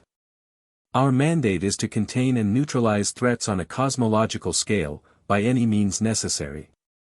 You're too late, Alan snarled, stepping forward, his hand on a pokeball. The threat is over. He ended it. Ended it? Argenta's lips curved into a semblance of a smile, but it held no warmth. It was the smile of a surgeon looking at a tumor. He hasn't ended anything, Mr. Alan. He has become the threat. Our sensors indicate that the body of Ash Ketchum now contains a stable, concentrated singularity of null energy. He is no longer a boy. He is a bomb. A bomb that could, at any moment, destabilize and erase this entire continent from reality. The horror of her words descended on the room. Ash hadn't just died. He had become a walking apocalypse, a doomsday weapon in a teenage body. What do you want with him? Serena demanded, her voice trembling but defiant. We are taking him into custody, Argenta stated flatly. He will be transported to a secure, subterranean facility where he can be studied, and if possible, neutralized. It is the only way to ensure global security. Neutralized? You mean you're going to destroy him, Alan said, his voice dangerously low. If necessary, Argenta replied without a flicker of hesitation. A single life, even that of your Monarch, is an acceptable price for the safety of billions. Now, stand down. Do not make me give an order my soldiers will be forced to obey. The Aegis soldiers raised their rifles. The hum from the weapons intensified. Clement's sensor device let out a terrified screech. That energy signature, he yelped. It's based on the same principles as AZ's ultimate weapon. It's designed to drain life force. Those weapons can kill a Pokémon in a single shot. This was the task force's solution, fighting the ultimate anti-life weapon with a smaller, more focused one. They were pragmatists to the most brutal degree. The standoff was absolute. Serena and her Pokémon against a squad of trained killers with weapons of mass destruction. Alan, ready to fight but knowing a single Charizard against this many targets was suicide. Then, a new voice entered the fray, this one broadcast from a speaker on Argenta's shoulder. It was a man's voice, calm, patrician, and chillingly familiar to Diantha, who was just then arriving with her own contingent of League champions. Commander Argenta, that is enough. The camera on Argenta's shoulder swiveled, showing the face of a well-dressed man in a boardroom. It was the president of the global Pokémon League conglomerate, the ultimate political authority in their world. Sir, Argenta said, her tone respectful but strained. The asset is unstable. And the entire world watched him save Lumio City, the president countered. He is a global hero. We cannot simply have him vanish into a black site. The political fallout would be catastrophic. The monarch's allies, the champions of every region, are already demanding answers. We must proceed with more finesse. The president's face turned to address the room. A compromise has been reached. Monarch Ketchum's body will be transported not to your facility, Commander, but to a neutral site, the Lake of Life on Rhoda, under the joint custody of the Aegis Task Force and a delegation of champions led by Diantha. There, we will attempt a different solution. A different solution? Diantha asked, stepping forward. Yes, the president said. The image on the screen changed to show ancient texts and a shimmering, ethereal tree. Rhoda's legends speak of the Tree of Beginning, a nexus of all life, powered by aura. The legends say, its power can mend any wound, restore any life. We believe it may be the only force in existence capable of purging the null energy from the monarch's body without destroying him. He turned his gaze back to Argenta. You will have your containment, Commander. But we will first try to save the boy. That is my final word. Argenta's jaw tightened, but she was a soldier. She followed orders. Understood, sir. She gave a curt nod to her soldiers, who lowered their weapons. A fragile, tense truce had been brokered. They were now in a race against two clocks. The first was the ticking time bomb of the null energy inside Ash. The second was the limited patience of the anti-deity task force, which stood ready to neutralize him the moment the alternative solution failed. The journey to Rhoda was a somber procession. Ash's body, cryogenically frozen to prevent any destabilization of the null energy, was transported in a state-of-the-art containment vessel aboard an Aegis stealth craft. Serena had refused to leave his side, a silent, grim-faced guardian standing vigil over the frosted glass of his cryopod. Alan, Diantha, and a select few of Ash's other close friends, Misty, Brock, Dawn, had been summoned, a somber reunion under the worst possible circumstances. They were the world's hope, a collection of some of the strongest trainers and deepest bonds, all focused on the slimmest chance of a miracle. Malachi was also on the craft, held in a separate, energy-dampened cell. He had been silent since his capture, his charismatic conviction replaced by a deep, hollow emptiness. He was a prophet whose God had been imprisoned in the body of his nemesis. His faith was shattered. The island of Rhoda was just as Ash had once described it, a fairy tale kingdom of soaring castles and pristine wilderness, all centered around the colossal, crystalline formation of the Tree of Beginning. But the mood was not one of wonder. The island was locked down, a joint operation between the kingdom's royal guard and the cold, efficient soldiers of the Aegis task force. They took Ash's containment vessel deep into the heart of the tree, to the chamber of life itself. It was a place of breathtaking beauty, a cavern of glowing crystals and pulsing life energy, where a stream of pure, glowing water flowed from the tree's core. This was the heart of the world's aura, the source of all life. The theory is simple, Clement explained, his voice echoing in the vast, sacred space. He was working with Rhoda's aura guardians and Aegis scientists. We will carefully submerge his body in the spring. The tree's life-giving aura is the conceptual opposite of the null's anti-life energy. They should, in theory, cancel each other out, purging the foreign energy from his system. And what if the theory is wrong? Alan asked, his arms crossed as he watched the Aegis soldiers set up their sinister-looking weapons around the perimeter. Argenta was overseeing them, her face an unreadable mask. Their orders were clear: if the tree's energy caused the null to destabilize, they were to open fire and vaporize the entire chamber. If it's wrong, Clement said softly, the null energy could react violently with the aura. It could consume the tree from the inside out, destroying the heart of the world's life force. Or it could detonate, just as Argenta fears. The stakes could not be higher. They were gambling the life of the world on a legend. Serena stepped forward, placing a hand on the cryopod. She looked at Queen Eileen, the ruler of Rhoda, and the assembled Aura Guardians. "Let me be the one," she said, her voice clear and firm. "When you submerge him, his bonds are his anchor. I am his strongest one now. I need to be there. He needs to feel me." There were murmurs of protest from the Aegis scientists, but Queen Eileen, a woman who understood the power of the heart, gave a compassionate nod. "She is right. Aura is not just energy, it is emotion. It is connection. Her presence may be the key." The process began. The cryopod was opened, and Ash's body, still unnervingly cold and still, was gently lifted. The dark, vein-like patterns of the null seemed even more pronounced in the glowing light of the chamber. Serena, taking a deep breath, helped guide his body toward the shimmering, life-giving spring. Pikachu stood at the edge of the water, his body trembling, watching with wide, terrified eyes. All of Ash's friends gathered around, a silent circle of hope, pouring their own feelings, their own shared memories and bonds with Ash, toward the spring. As his feet touched the water, the reaction was instantaneous and violent. The spring did not glow brighter. It went dark. The pure, life-giving aura was being consumed, negated, erased by the voracious void trapped within Ash. The tree of beginning let out a groan that was felt in the very bones of the island, a sound of immense, ancient pain. The glowing crystals of the chamber flickered and dimmed. "It's not working," an Aegis scientist yelled.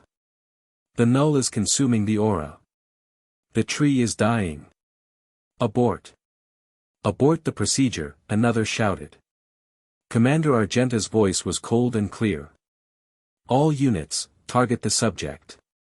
Prepare to fire on my command." The Aegis soldiers raised their weapons, the barrels glowing with a deadly, life-draining light. "No!" Serena screamed.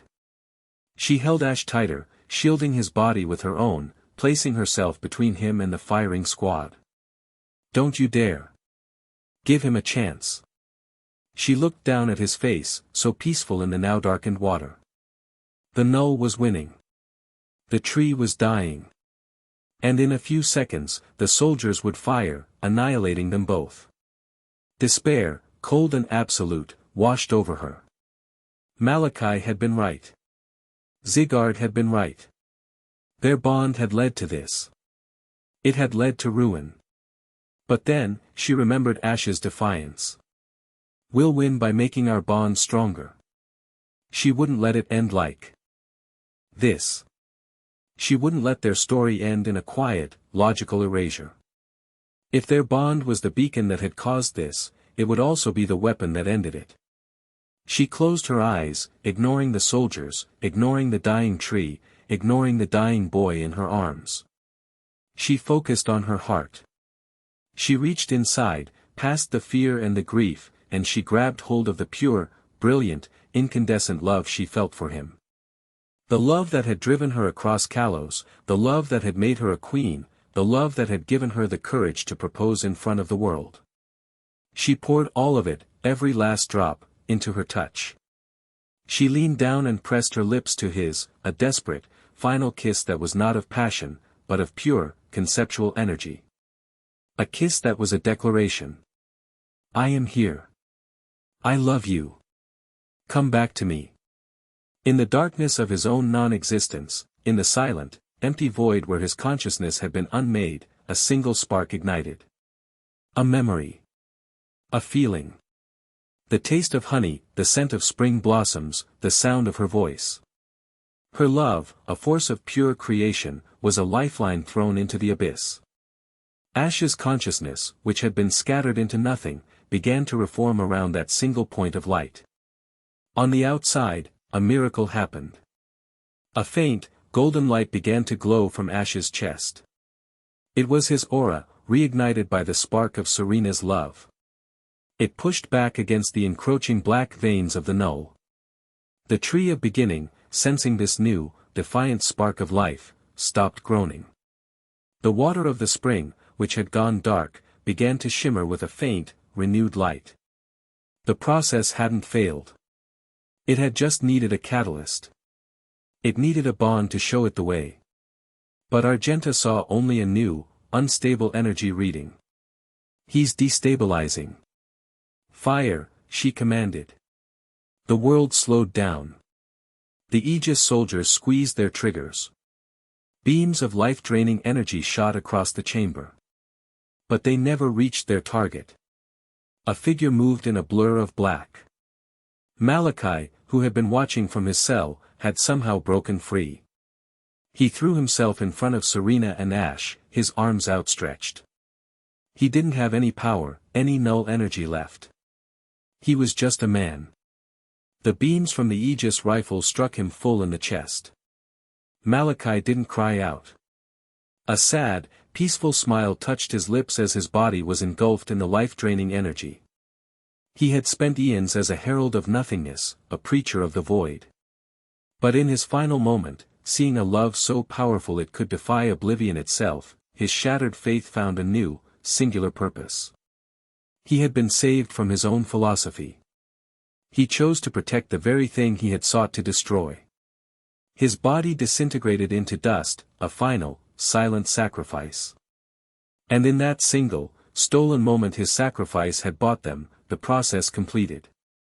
The golden light of Ash's aura exploded outward from his body, meeting the last vestiges of the null energy. But it didn't fight it. It embraced it. Guided by the memory of Serena's love, Ash's aura didn't destroy the null, it absorbed it, integrated it, transforming the ultimate anti-life force into a part of himself. Creation and anti-creation, balanced in a single, human soul. The water of the spring erupted in a brilliant, blinding flash of pure, white light. The entire tree of beginning pulsed with power, its healing energy surging through the chamber, mending the damage, restoring the light. When the light faded, Ash was floating in the water, Serena still holding him. The black, vein-like marks were gone. His skin was warm. A soft, steady pulse beat in his neck. His eyes fluttered open. They were his eyes, the same warm, brown eyes she knew so well. But they held a new depth, a new wisdom, as if he had stared into the abyss and had not flinched. He looked up at Serena, at her tear-streaked, terrified, hopeful face. A slow, tired smile touched his lips. "Hey, Serena," Ash Ketchum whispered, his voice hoarse. "Did we win?" The race was over. They had won. But the finish line was a new, terrifying, and unknown beginning. Ash was back, but he was no longer just the monarch. He was something more. Something new. Something that held the balance of creation and oblivion within his very soul. Chapter 8, A World of Our Own. The dawn that broke over Rhoda was the first true dawn the world had seen in weeks. The sky was a crisp, brilliant blue, the sun a diamond in a sea of liquid gold. The air itself felt lighter, cleaner, as if the entire planet had taken a deep, cleansing breath. The shadow of the null was gone. In a sun-drenched room in Cameron Palace, overlooking the vibrant green of the valley, Ash sat on the edge of a bed, his bare feet on the cool stone floor. He wore a simple white shirt and gray trousers provided by the palace staff. He looked the same. The same unruly black hair, the same lean, strong build. But his stillness was different. It wasn't the coiled energy of a waiting battler, it was the deep, profound calm of a mountain lake. Pikachu was curled in his lap, fast asleep, exhausted but content. Ash stroked his partner's back, his movements slow and deliberate. His gaze was distant, fixed on the colossal, shimmering form of the tree of beginning. He could feel it, a steady, thrumming pulse of life that was now intertwined with his own heartbeat. He had been awake for a day, his physical recovery miraculously swift. The world was celebrating. The news of the monarch's revival and the final defeat of the null threat had sparked a global festival. But here, in the quiet of the palace, the architects of that victory were navigating the complicated aftermath. Aegis was gone. Commander Argenta, faced with the irrefutable truth of Ash's survival and Malachi's sacrifice, had stood down. Her final report had been a single, cryptic sentence: "The anomaly has been resolved in a manner outside of our operational parameters." They had vanished as quickly as they had appeared, a shadowy organization retreating to the fringes to await the next cosmological crisis. Malachi's sacrifice had posthumously painted him as a tragic, complex figure rather than a simple villain.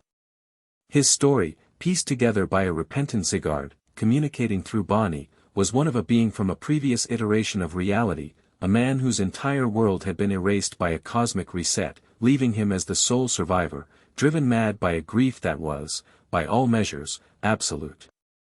His final act had been one of redemption, a choice to protect the very bond he had condemned.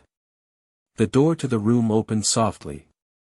Serena entered, carrying a small tray with a steaming pot of tea and 2 cups.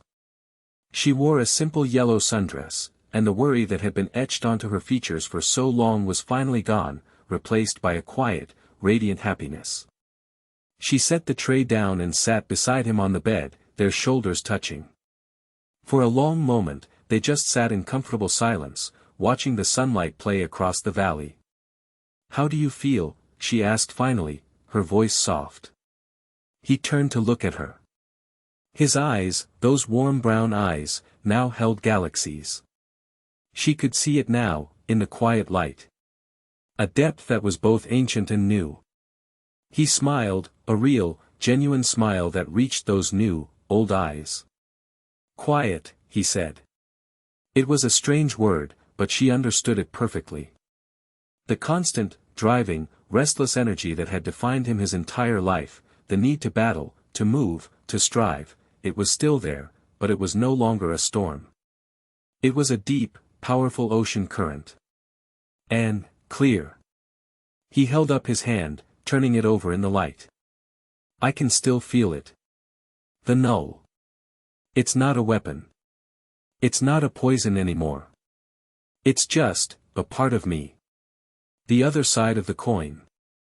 He touched his chest. "The aura is the fire of creation. Life. Connection. The null is the silence of the void. Emptiness. Severance. I'm balanced." He had stared into the abyss, and the abyss had stared back, and they had come to an understanding.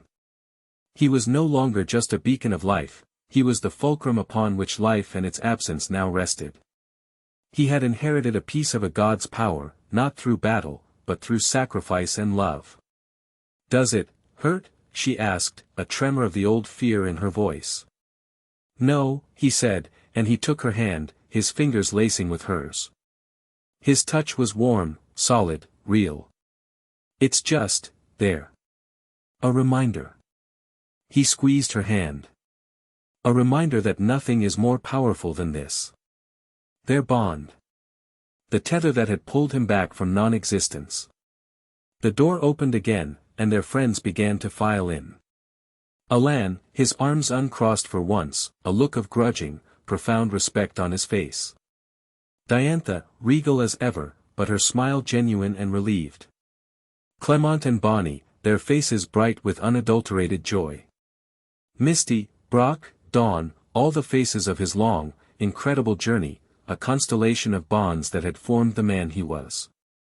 They were here not for the monarch, but for their friend. "So," Alan said, breaking the silence, his tone attempting a casualness he didn't quite feel. "Absorbing an anti-creation deity. Not your typical Tuesday, even for you." Ash laughed, a real, easy laugh. "I've had weirder."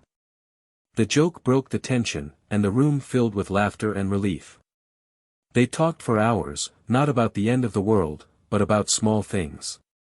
Bonnie's upcoming gym battle.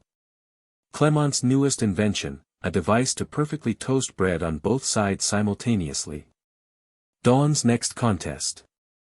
It was a determined, deliberate return to normalcy. Finally, Diantha cleared her throat, a flicker of her champion's formality returning. "Ash, the world leaders are asking what comes next. They want to know the monarch's plans. They're proposing a new title for you. Guardian of the Balance, or some such nonsense. They want to build you a throne." Ash looked at the faces of his friends, at the sleeping Pikachu in his lap, and at Serena, her hand still holding his. He thought of the endless meetings, the political maneuvering, the weight of a title he had never truly wanted. He had climbed the mountain, and from the top, he had seen that the peak was a lonely, windswept place. His real world wasn't on a throne. It was right here, in this room. He shook his head. "I'm abdicating." The word dropped into the room with the force of a thunderclap. "You're, what?" Diantha asked, stunned. "The World Coronation Series needs a monarch. It's a symbol." "It's about the competition," Ash said, his voice calm and certain. "But I'm done competing on that scale. My journey, it's taken me somewhere else. There will be a new tournament. A new champion will rise. And I'll be cheering for them." He was letting it go. The title, the fame, the endless battle for supremacy. He had fought the ultimate battle and won, and in doing so, had found a peace that no victory could ever give him. But what will you do? Misty asked, her eyes wide. Ash's gaze found Serena's. His smile was soft, full of a quiet, profound promise. I'm going to build a life, he said simply.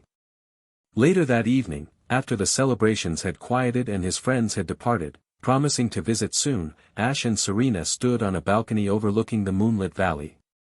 The tree of beginning pulsed with a soft, gentle light, a silent testament to the battle it had endured and won. Are you sure? Serena asked, her voice a whisper in the cool night air. About everything? The title? I've never been more sure of anything in my life, he replied. He turned to face her, taking both of her hands in his. For years, my dream was to be the very best.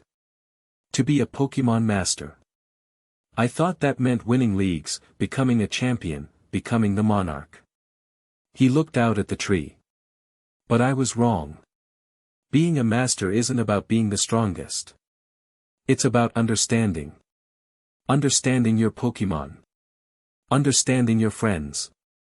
Understanding yourself. He looked back at her, his eyes full of a love that was as deep and as vast as the cosmos he now held in balance. And understanding what truly matters. He reached into his pocket and pulled out a small, velvet box. It was a different box. One he had asked Clement and Elan to procure for him that afternoon, a frantic, top-secret mission they had accepted with knowing grins. Serena's breath hitched. I know you already asked me, he said, a shy, boyish smile returning to his face, the Monarch and the Guardian vanishing completely, leaving only Ash Ketchum from Pallet Town. And your proposal was 1,000,000 times braver and more amazing than anything I could ever do. But I wanted to do this right. My way. He knelt down on one knee, just as she had done for him. The moonlight glinted off the simple silver band on his finger, the one she had given him. He opened the box. Inside was not a simple band. It was a ring of elegant, polished silver, designed to look like two of Sylvian's ribbons wrapping around the finger. And in the center, where the ribbons met, was a single, flawless, heart-shaped fire stone, glowing with a warm, gentle, inner light. Serena, he began, his voice thick with an emotion he no longer tried to hide. My journey started in Pallet Town, but my life started the day I met you. You taught me what it means to support someone else's dream. You showed me a strength that has nothing to do with Pokémon battles. You walked onto a stage and in front of the whole world, you showed me what my real dream was. Tears were streaming freely down her face now, sparkling in the moonlight like fallen stars. It's you. It's always been you, he said, his voice cracking with the sheer, beautiful weight of his confession. You are my home. You are my partner. You are my best friend. I love you. Will you, Serena Yvonne, do me the honor of marrying me? She didn't hesitate. She didn't even let him finish before she was dropping to her knees in front of him, throwing her arms around his neck, her answer a sob of pure, unadulterated joy. Yes, she cried, her voice muffled against his shoulder. Of course, yes. 1,000,000 times, yes. He slid the ring onto her finger, a perfect fit. It glowed next to her engagement ring, a matched set of fire and lightning, of passion and connection. He stood, pulling her up with him, and kissed her. It was a kiss not of desperation or relief, but of joyful, peaceful certainty. A kiss that was the beginning of a new chapter, a new journey, one they would walk together, hand in hand. They didn't need a grand wedding. They didn't need the world's attention. Their story would not be defined by his abdication of a throne or her reign as a queen. It would be defined by quiet mornings, shared laughter, and the simple, profound adventure of building a life. He took her hand, his touch sure and steady, her two rings catching the first light of dawn, which was once again breaking over the horizon. The world was safe. The balance was held. And their own world, a world built not on titles or power, but on a bond that had faced down nothingness and won, was just beginning. The end. Thank you for watching this video. Please be sure to subscribe to our channel and like this video.